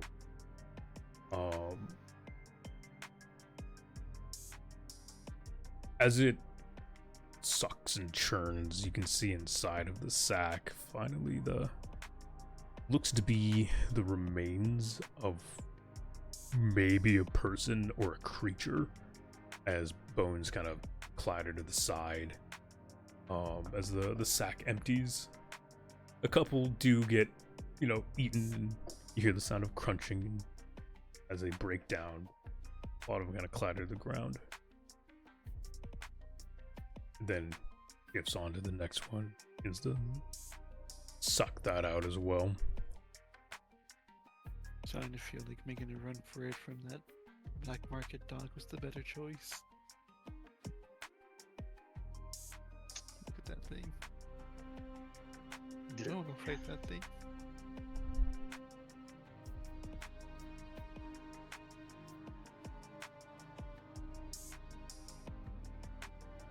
Alright.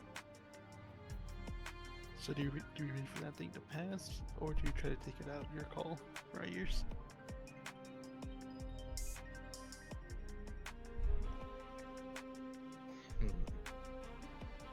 I did tell Loon, if you hear a gunshot, you know why, so that might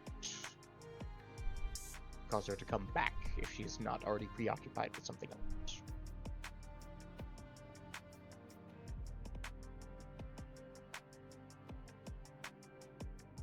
Would we be able to get past it to keep moving forward, or?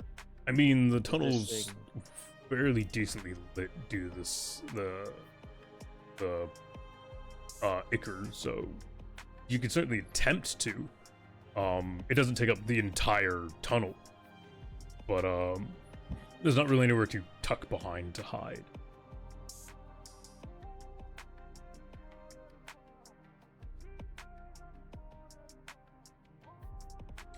As you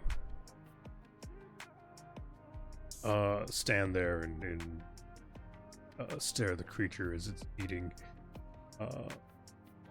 you can kind of feel again that cold, that freezing cold, brush past you again. It's unsettling as it literally seems to go through you.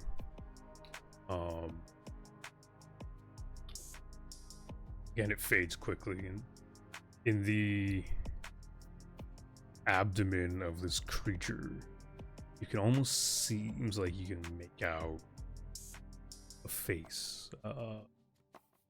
It's brief and it's churning within the liquid, but it's there and it's gone. Then you see another one there and it's gone.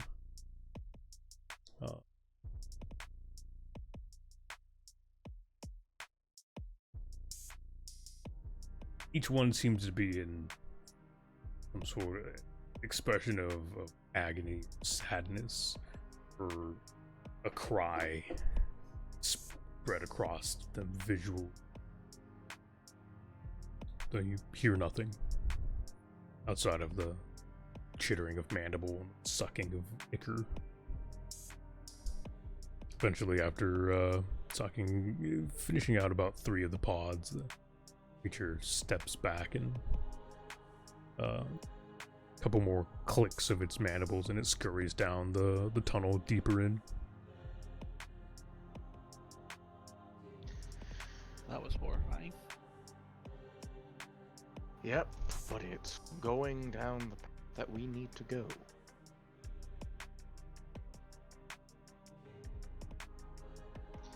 And whatever that green ichor is, it seems to be a vital part of this cave's ecosystem.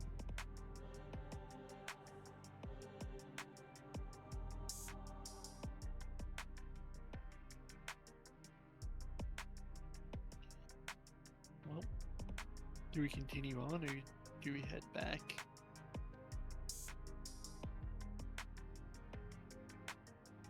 If we meet up with Loon, we would still have to go through the cave. It's going to be very difficult for you. Granted, if that thing just got food and is heading back, that might be going back to its nest. Or hive.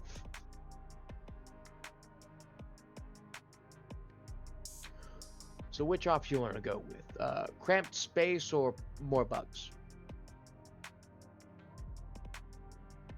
If it means not ending up like that by rows and its. Where it just ate? I wouldn't mind a cramped space, honestly.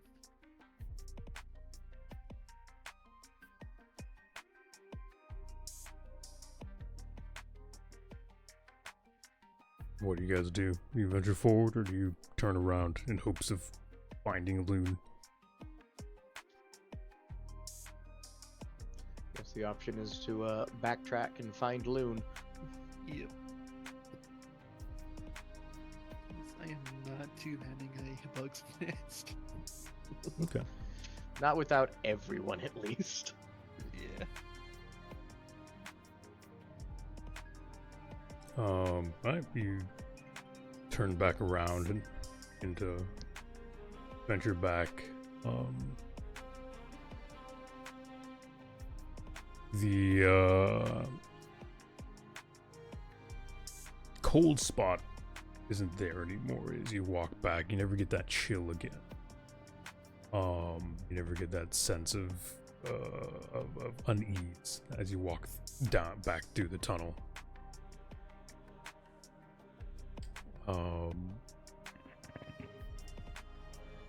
So you do hear the sound of clattering again, scraping of stone.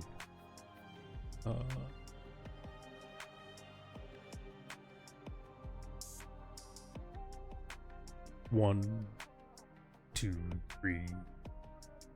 Sounds like a multitude of things coming from the tunnel entrance that you came from.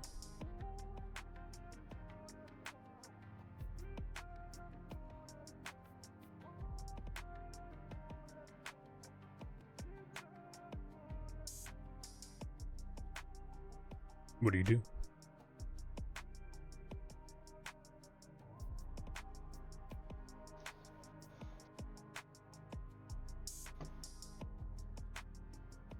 It's either more hedgehogs or more bugs.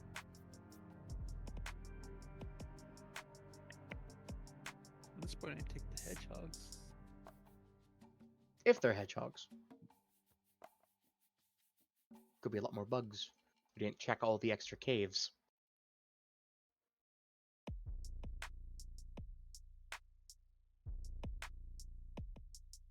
Crap. Oh, crap baskets.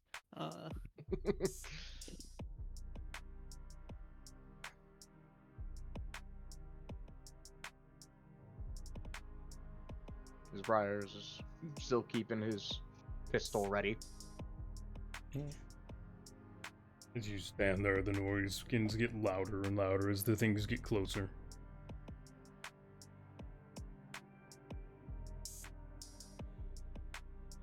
Eventually, it's as you stand there and debate which direction to go, it's very apparent that it is not more hedgehogs, as one of the large ant-like creatures press the top of a turn and begins to head down toward, locked in its mandibles. It's some sort of urge, scale reptile, as you can describe it. All shortly behind, another one is carrying its back end, aiding and carrying it towards whatever they might have further in the tunnels. They pay you little mind as they skitter past.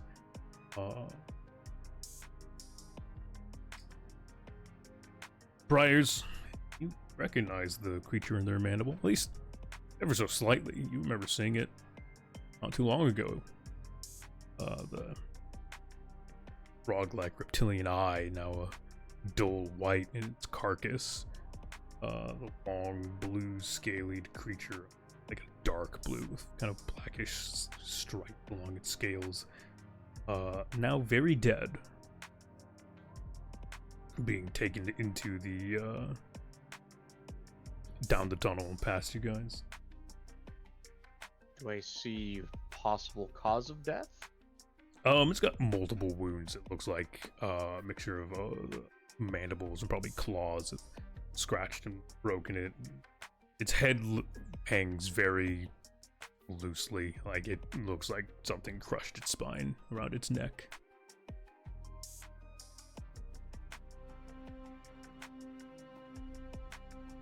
Yeah, we're definitely not wanting to engage with those creatures right now.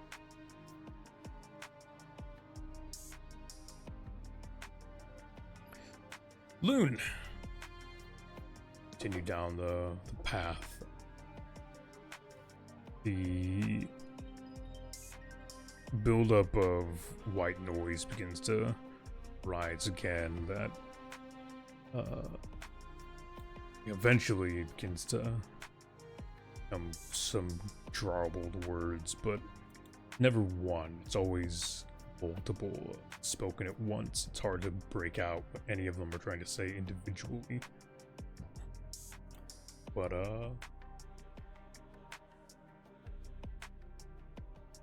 eventually come to a splitting of paths. Two tunnels head to the right, and one heads off to the two head to the right, one heads off to the left. The left, you hear, sounds like almost like there's a breeze, like wind. The right, you hear the sound of chittering, and also the walkie's a little bit more prevalent in that direction.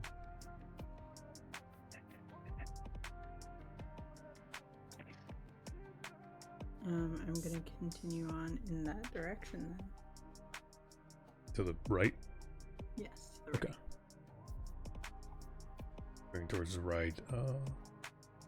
The tunnel, it's a very relatively smooth, carved path now. No longer does it have that more natural rocky tone, more like the side tunnel that were definitely carved by whatever creature you killed.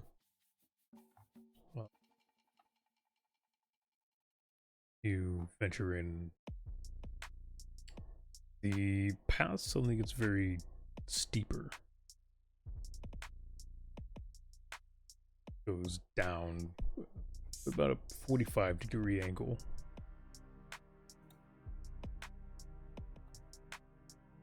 Continue. It goes down in that angle? Mm-hmm. Yeah, I do. I do want to go down in that. Give me grace. It's not a great idea, but yeah. Give me grace. A grace test to not slip and slide, as the smoother rock area here is really harder to find footwork on.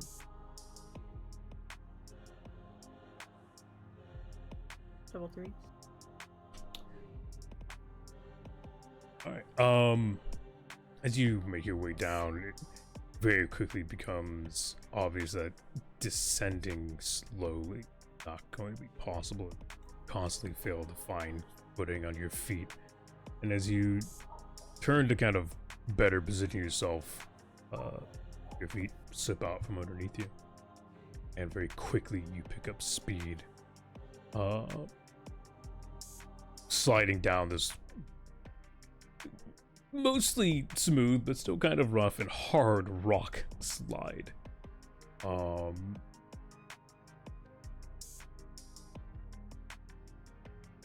do you do? Do you want to try and brace yourself, or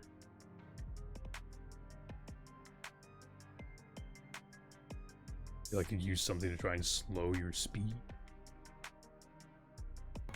I'm gonna try and stab my bone blade into the rock and see if I can slow myself. Okay. Alright. I mean, give me a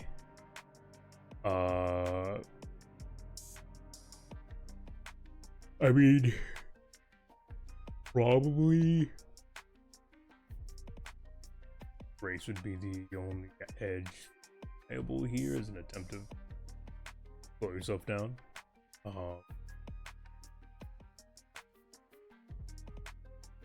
And then your bone blade will take a mark of damage. So do I get a die for grace and a die for the bone blade? And a skill that works here. I don't. You don't have vault. No, I don't.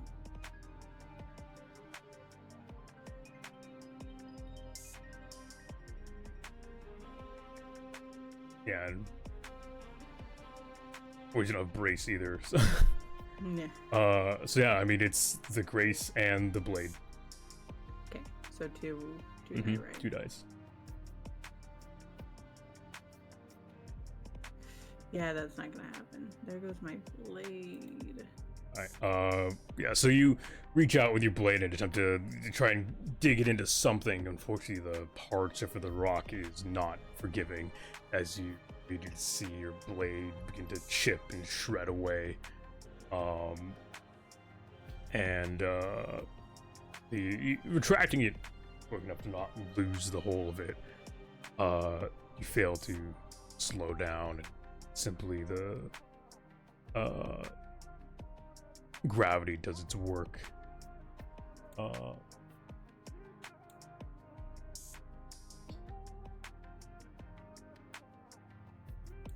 Briar's little pot.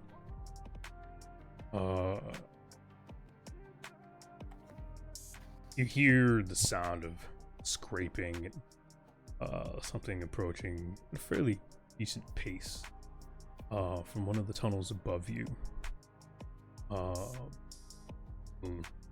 Light green glow slowly begins to fill from the tunnel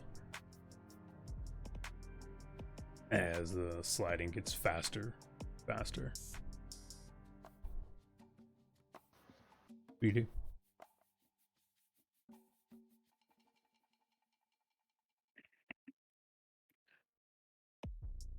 Briars is going to climb up the wall. You little shit.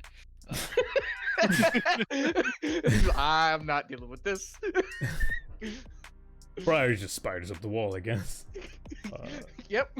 Is climbing just easier for you? Is it not a You never I cut have for it a- difficulty. Yeah.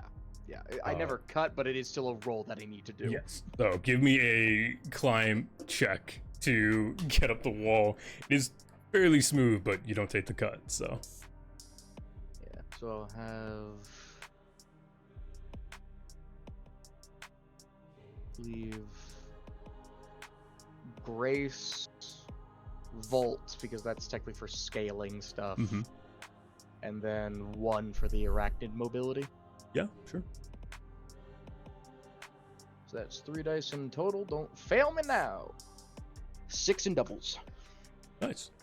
So you scuttle up the wall with relative ease. I just came to the wall to like you climb up to the ceiling or. He's gonna climb up at least a reasonable height. Okay, you climb like 2/3 of the way up the wall. Little Pot, what are you doing? Hey, you're the one with the giant iron pan.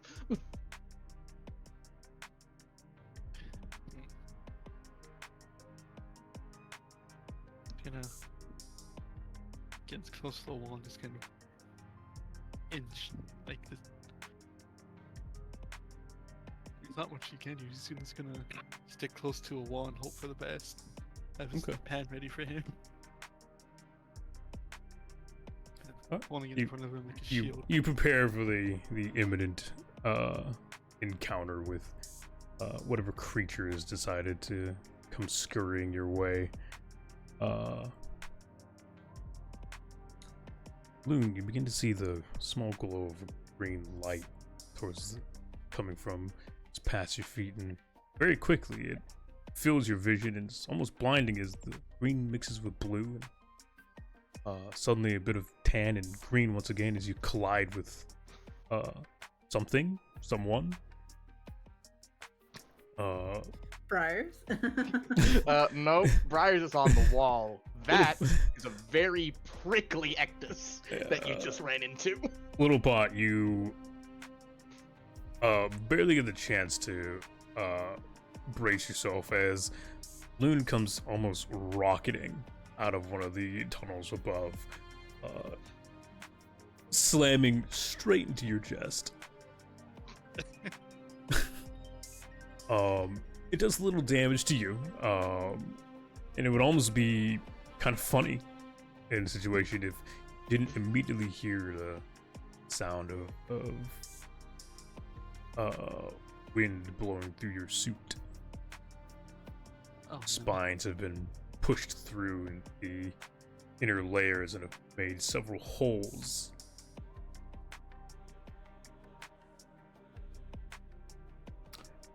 Loon, you're happy not to have any broken bones. Very soft, kind man has decided to catch and stop your fall. You look to thank him. It's Little Pot. Captain? Hello, crew. I guess that answers one question. Have you guys found anything? Bugs. Lots of bugs. Ah, yes, I killed one of those bugs. Dang. Pain. Oh, hi, little pot. Thank you. Thanks. Good catch. Way to stay on your toes. Honestly, I think it'd almost be the opposite. He didn't even have a chance to think about it.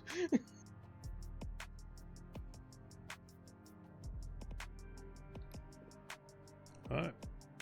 So, your captain now alongside you. Also having just mentioned she killed one of those horse-sized creatures. You guys like to do? Well, considering that... Actually, that's a question. Were there any other split paths that you saw? Back there? There were several paths, yes. But I wasn't getting any readings from them.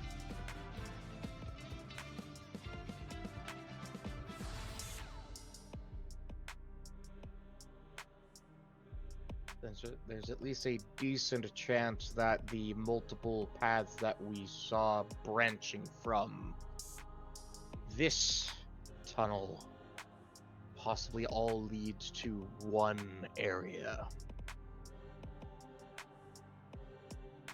I have a feeling you may be right.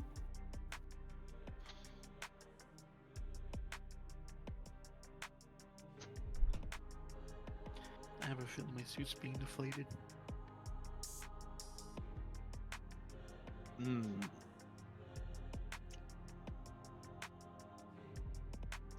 Well, if that's the case, then I will definitely be the one in the front then.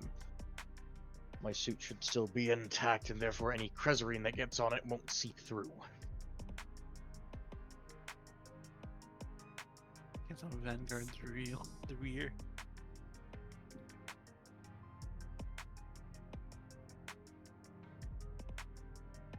Do we have anything that could repair these holes?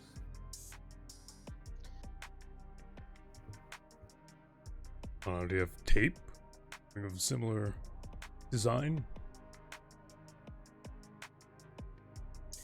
The best I have is 2 charts, and even then we would need something to attach it.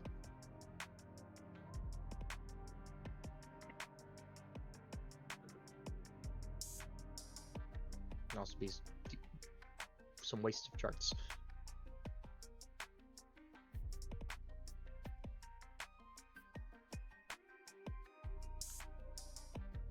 Well, what are you guys going to do?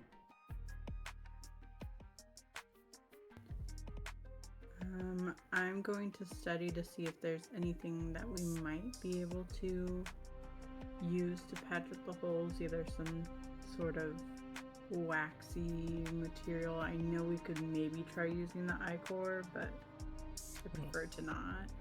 Well, there is the pods in which the ichor was recently drained from. They seem to have a semi-fleshy, waxy texture to them, and the leftover ichor inside might form some kind of salve to stick it to.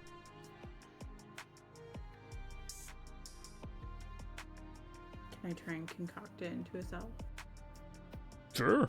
Yeah, give me a concoct. Alright.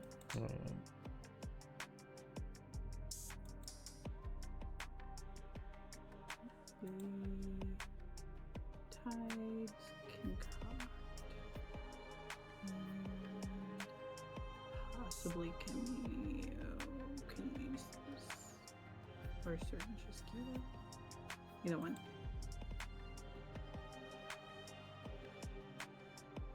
Six. 643. All right.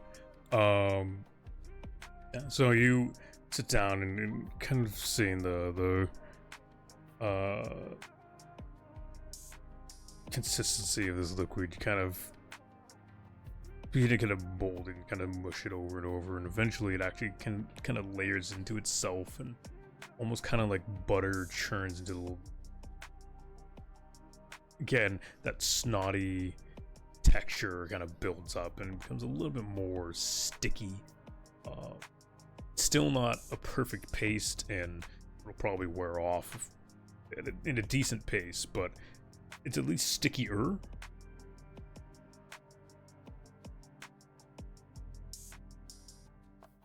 Alright, I'm gonna smear that over the holes. You smear it on Little Pot, and yeah. Are you putting a layer of anything over that, or are you just gonna smear that? I'm going to put some Red Bull petals over that. Okay.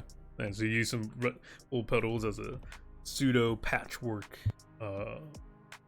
patch, and between those and the thicker ichor,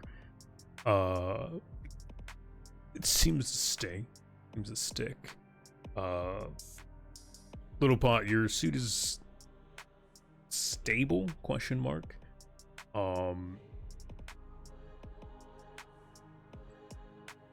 Yeah. You hope it works.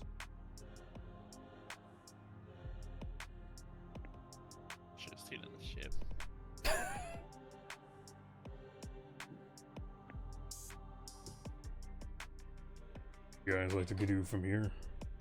Tunnel lays before you, and you still seek both things that were asked for. Some sort of rectangular radio device and strange machine work that the Kazay has requested you return in one piece.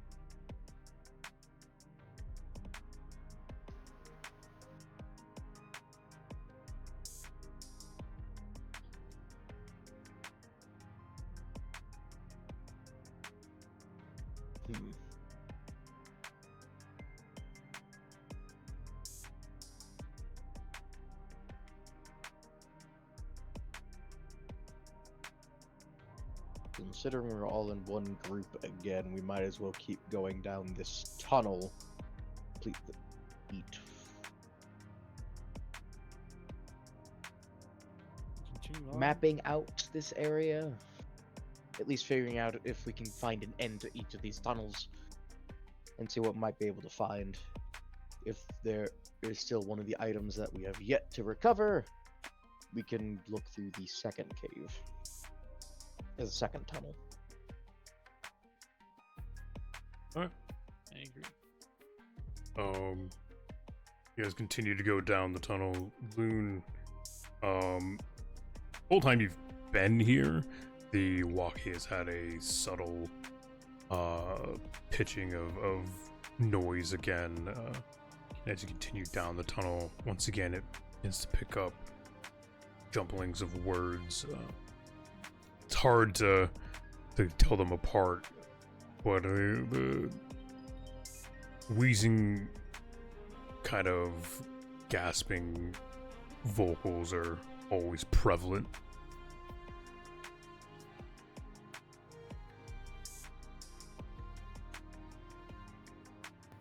Noted.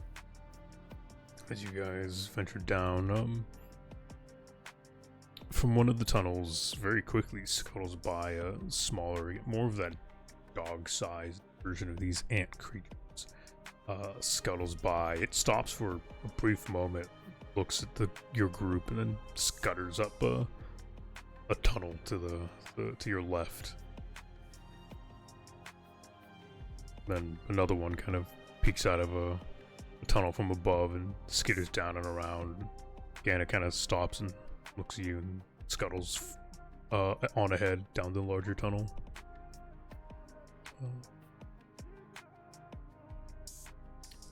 Loon, as each of these creatures shows up and then scurries off, you can hear the tone just ever so clearer. One goes by, you hear the sound of a woman counting. 1, 2, 3. Fades off.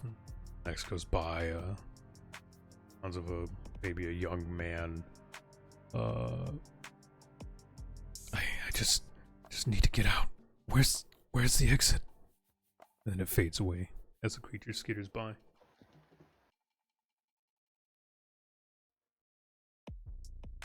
Out of all of the weird creatures that I have heard of, creatures that seem to eat the spirits of people. That's a new one. That's definitely a new one.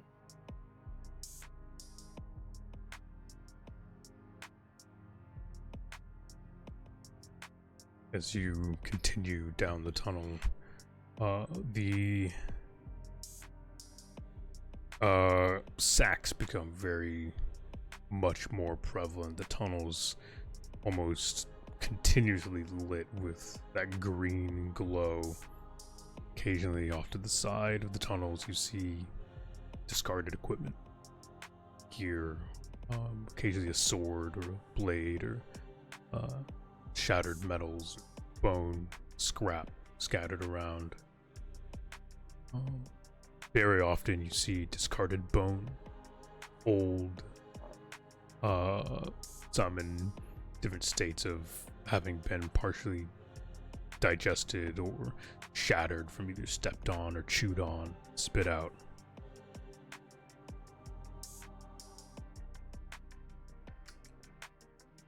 Then tunnel finally breaks into multitude of different pathways to and fro, and you can hear the continuous sound of skittering and clambering and mandibles and feet scratching along the rock walls. The walkie at this point is a cacophony of voices, different, again, women, men, even things that you can't even tell if they're, you know, human at all, or, you know, bipedal by nature.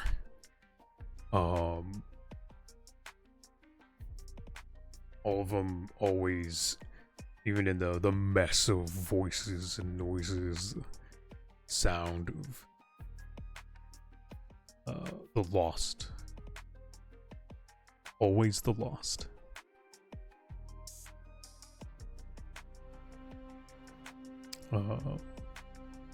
As you go, you know, peer through the tunnels, you can see they all come to a large antechamber.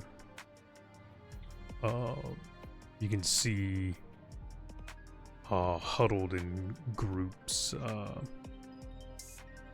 fairly inactive, multitude of these large ant-like beetles. Their abdomens, that dull pale gray you've seen before.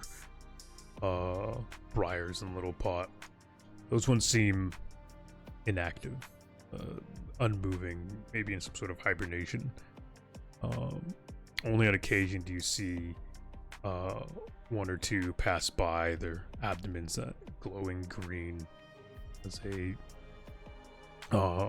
drag around a sack of ichor here and there and pace them around, or you see one carrying a bundle bound in a kind of leathery sack, carries it into another chamber and disappears. In the middle of the room, this large antechamber, sitting upon a fairly large gray, like that pale gray, dull abdomen, though towering about 20 feet up, the abdomen alone, its base just barely, you can see, just barely glows that dull green, where it's either been beginning to feed or maybe finishing extracting whatever it needs to from these what could only be described as probably the queen, sort of leadership functionality. Its movements slow and dull, but you can see its head shifting back and forth, its mandibles click every once in a while. You can hear from the walkie again the cacophony of noise, and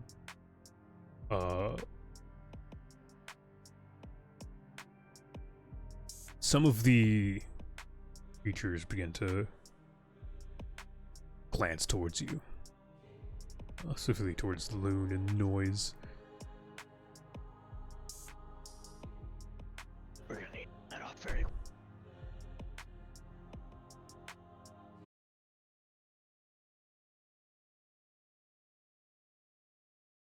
All away from us.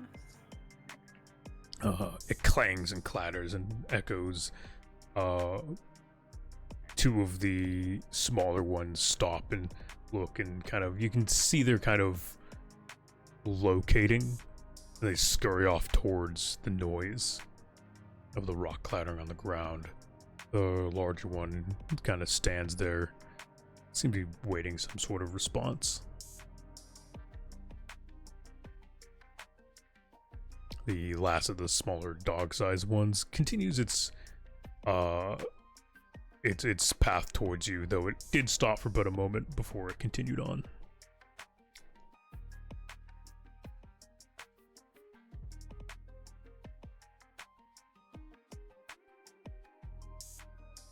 What do you guys do?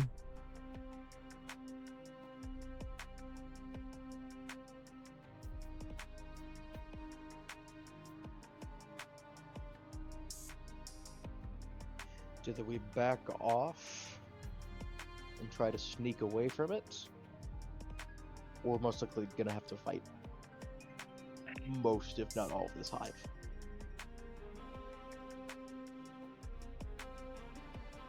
Do you think our chances are we fight the hive?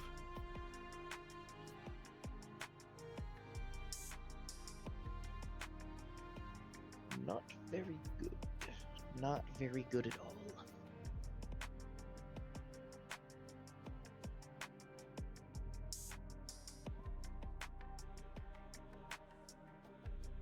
Actually, if we try to fight them inside the smaller tunnels, that would be the best option, because they can't all swarm at the same time through that entrance. However, we also know that there's other ways around, so they can get behind us.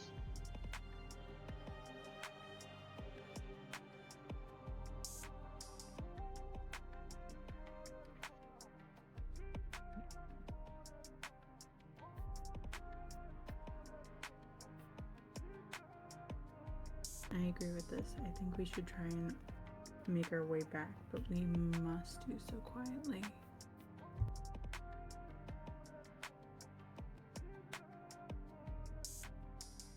You boy. I guess we're backing up.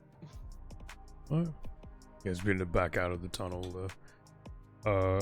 As you do, the insect stops where you guys were, where the walkie specifically made noise. Begins to kind of scratch around, and its mandibles click to and fro, but after a short bit of time, it turns back to what it was doing and scurries off.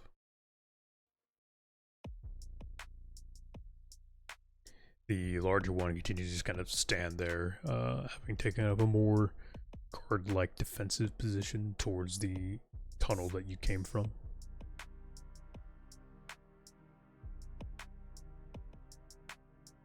So you guys back down the tunnel. Are you going all the way, or are you kind of just going back to the tunnel entrance, like partway down the tunnel to regroup?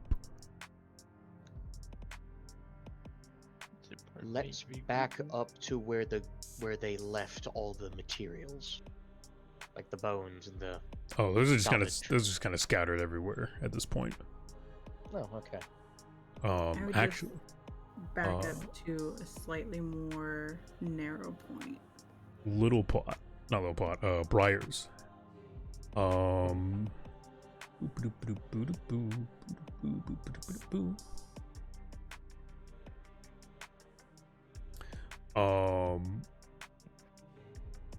As you're kind of walking back, and you notice a piece of cloth, barely larger than like a shirt,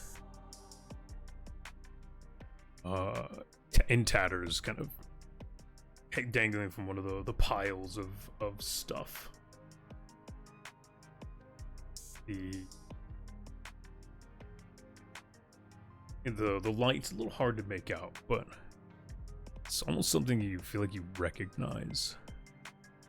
The paintings on it, the words inscribed on it, wouldn't mean much to many other people, but you can see just barely in the light the tattered banner of Capperdale,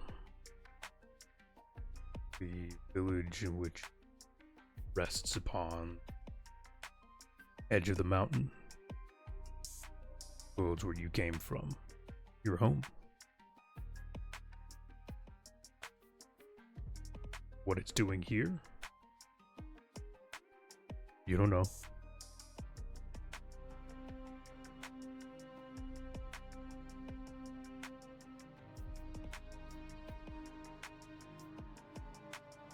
He picks it up and stashes it away. Okay. As you lean down and pick it up and shift, the things shift, and you see in the pile, multitude of crumbled remains at this point, half, dissolved and brittle. You see the telltale designs of spears and blades that are fairly common amongst you tribesmen.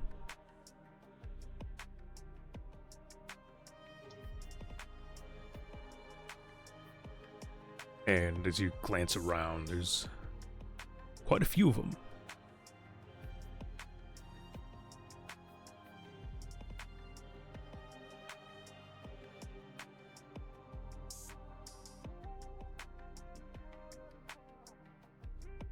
Are they still in usable shape or mostly broken? A lot of them are broken. A lot of them seem to have probably been here for a little bit of time. At least months. You see occasionally a saber here or an axe there that's in decent condition.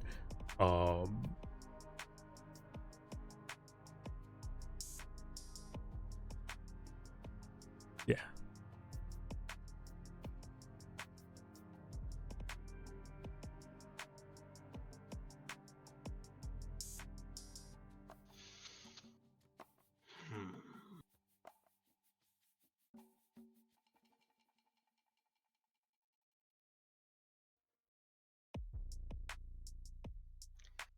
Captain?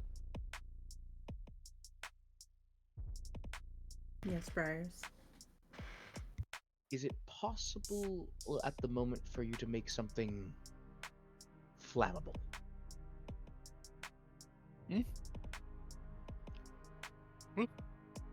Something that will burn. I mean, Whoa, you remember what happened the last time anything burned here? I could try and study to see if producing a spark on any of the nearby goos would catch.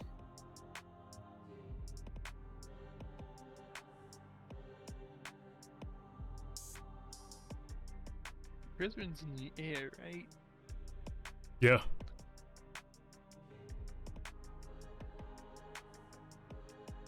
Okay. So I guess we're not to spark anything, because I think this whole tunnel's gonna light up like the... Was it the northern part? Yeah, lore-wise, there is a large swath of about 200 miles of forest that is eternally on fire. If the Crescent Marine would burn, then that wouldn't be an option. It's a small reminder. Like yeah. Thing is, all around us is stone. That won't catch fire. Cresrine, though, yeah, that would set on fire. The Cresrine in the air around us, that will catch fire. Yeah. Darn. Scratch that.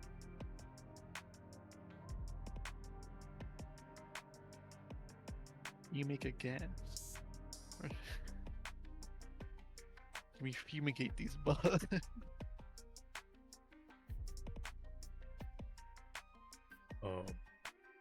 I mean, around the hive, you only see about 30 active insects moving to and 30. fro. I mean, 30 horse size, like horse size and dog size. only about 10 of them are the horse-sized ones. Okay. But a lot of them are in that hibernative state. Their abdomen's that dull, pale, like sickly skin tone. Are these things like honeypot ants?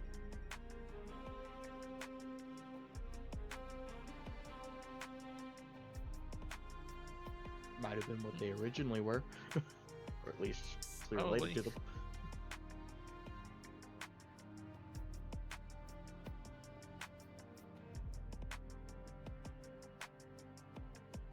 What do you guys do? You're kind of just standing there.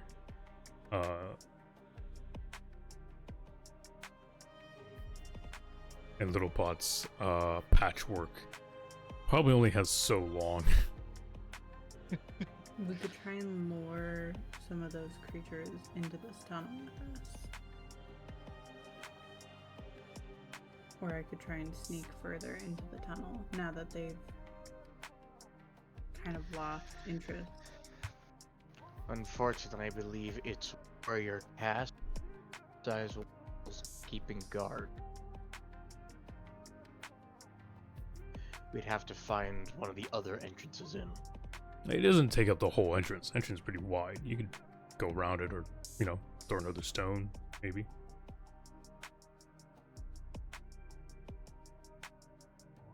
The next best bet, I guess.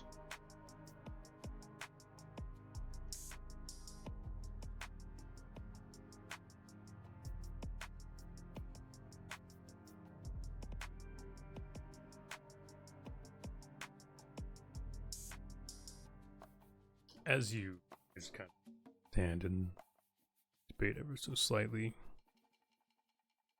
the humid air kind of shifts a little.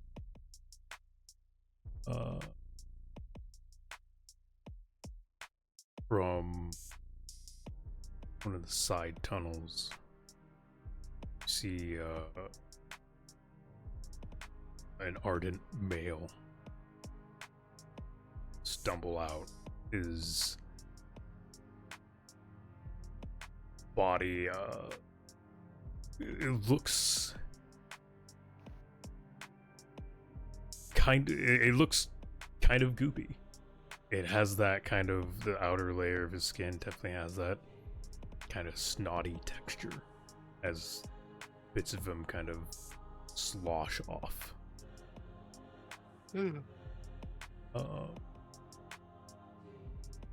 Though other parts of him are also twisted, and from them grow a bark-like fungus that's weirdly keeping him mostly intact.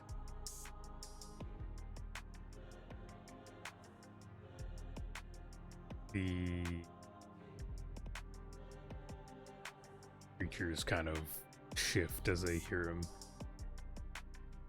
walking, clattering towards. In his hand he holds a spear.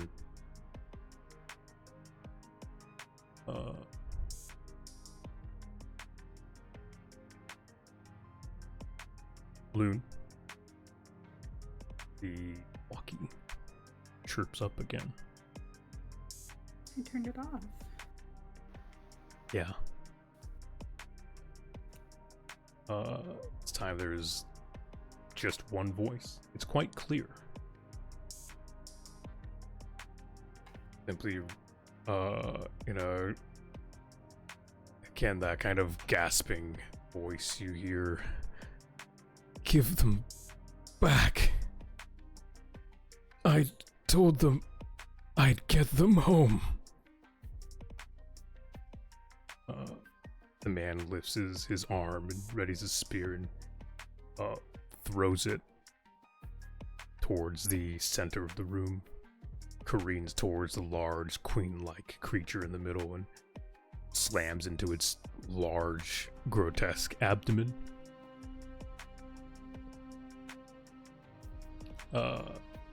As he throws it, most of his forearm goes with it. As the man kind of slumps over, his limbs, his legs kind of sloshing into the ground.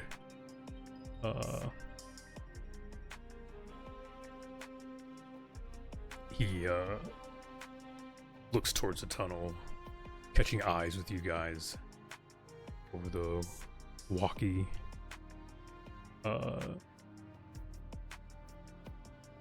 So you over the walkie comes a voice again. Briars? Thank God. And he sloshes into a pool of ichor. Following shortly after, a loud cacophonous screech as the creature in the middle of the room bellows and writhes and shifts. Its body churns and rolls, crushing some of the stacks of bugs underneath its own weight.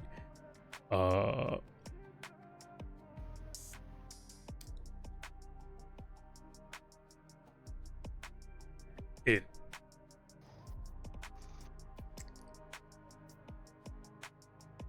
shifts and begins to kind of look around, and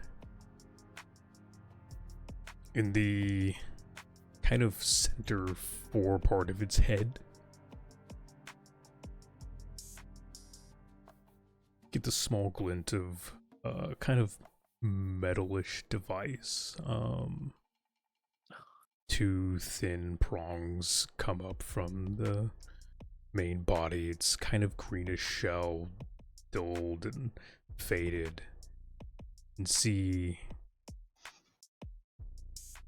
dials and a kind of grayish front plate. Looks to be some sort of old ham radio.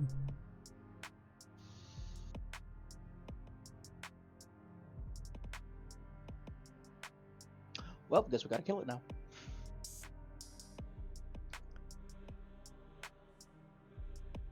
And win the session there.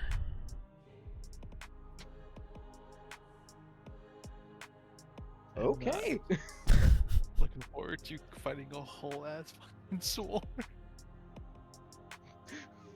Briars is gonna get a little handsy with these guys. By handsy, I mean some bullets and some fists. All I have is my size and a frying pan to my name. I'm ready to fight God with it, apparently. Fight God and Satan at the same time with a fucking cast iron pan the size of a van. Let's do this! Batter up.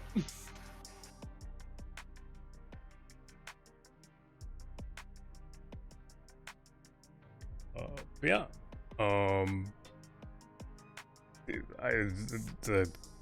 See what happens next session. Hoping to get there a little sooner, but you guys fucking split up. Yeah. Plans always set awry by your. Never split the party. But we did it anyway. I should have just told you not to, but like. Yeah, I mean, we got you there anyways, but like, fucking Christ, guys. No, but I wanted to at least try and get some of the weird tale of what I put down there together. Was a little harder with you guys separated, only one of you having the ability to actually sense what the fuck was going on. Yeah. Oh, it happens. It's fine. Yeah. Hope you guys had a good time. It was definitely very, very fun. This was weird coming up with. And yes, I definitely stole the idea of honeypot ants. It made it weird. Fair. Yeah. is definitely up there. But like the little spiky guys. Yeah, dude. Those are was it Higpogs? Yeah, they're just a thing I wanted to put in the cave. They How do they taste? weirdly There like was a present overcooked for meat. me. They collect lightning Oh, with their bodies. Like they'll go up to the surface and like eat like fruits and things and whatnot, and then collect lightning. Like they just let lightning strike their metal bodies and then scurry back down into the tubs. It's weird. Briars is definitely going to need to remember that for later. Yeah. They're a weird little critter.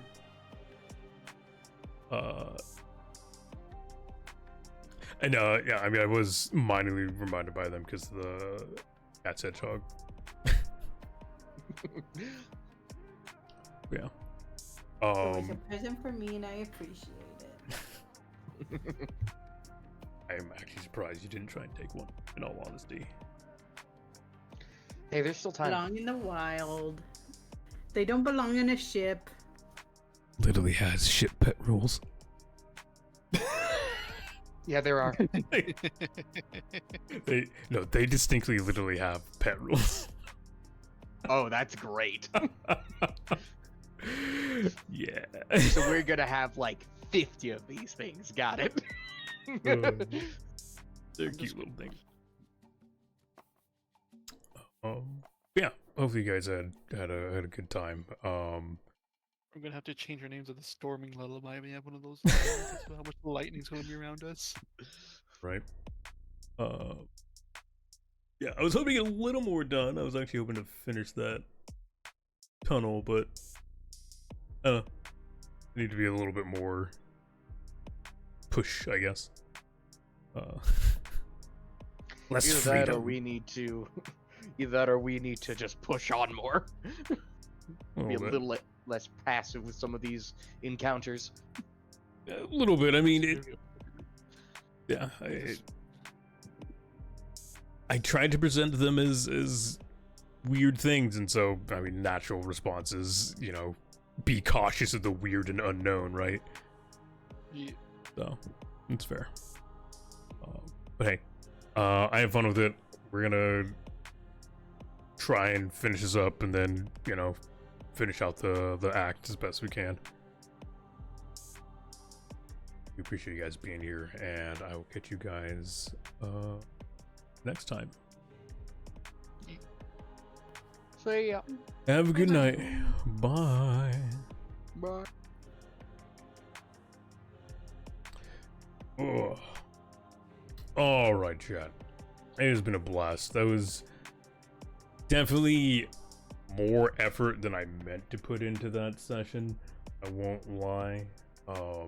Because they split the party, I had to find a way to get them back together. So I just put a fucking tunnel. I was kind of done being a little bit more creative. I just put a slide and threw them together. But yeah, I mean, it's fun. I do like the system. I definitely think I need to, I don't know, maybe be a little bit more push with things. But more you learn. I appreciate you guys coming being here. Sword Mouse, I don't know if you're still here, but I very much appreciate you giving me that raid. It's much appreciated you sharing your community here. For those of you who don't know who I am, my name's Hippie. I'm a variety caster here on Twitch. I am a professional game master. What I do for my IRL job is I run TTRPGs. I also teach board games, magic and stuff. But yeah, so today we're playing some Wildsea, a weird fantasy system where the world's been overgrown by crazy plants and whatnot, and people sail this green sea on boats mounted on massive chainsaws, or trying to fly through the air, or weird biological tentacles pull them through the branches. It's crazy and fun, and I enjoyed it a lot. But yeah, I don't know if I'll be on later. It is actually quite warm here. At minimum, I'll be back tomorrow morning. Probably some more all of Avalon. I've been really enjoying that game, and I want to play more of it. So, yeah. If I'm not back later, then I'll definitely see you guys tomorrow. I'm gonna leave you guys the links. This Discord, Twitter, sublink, merch links, all the shenanigans. The YouTube channel is also there. The YouTube does have the previous episodes of Wildsea on it. I try to post them the week after I run them.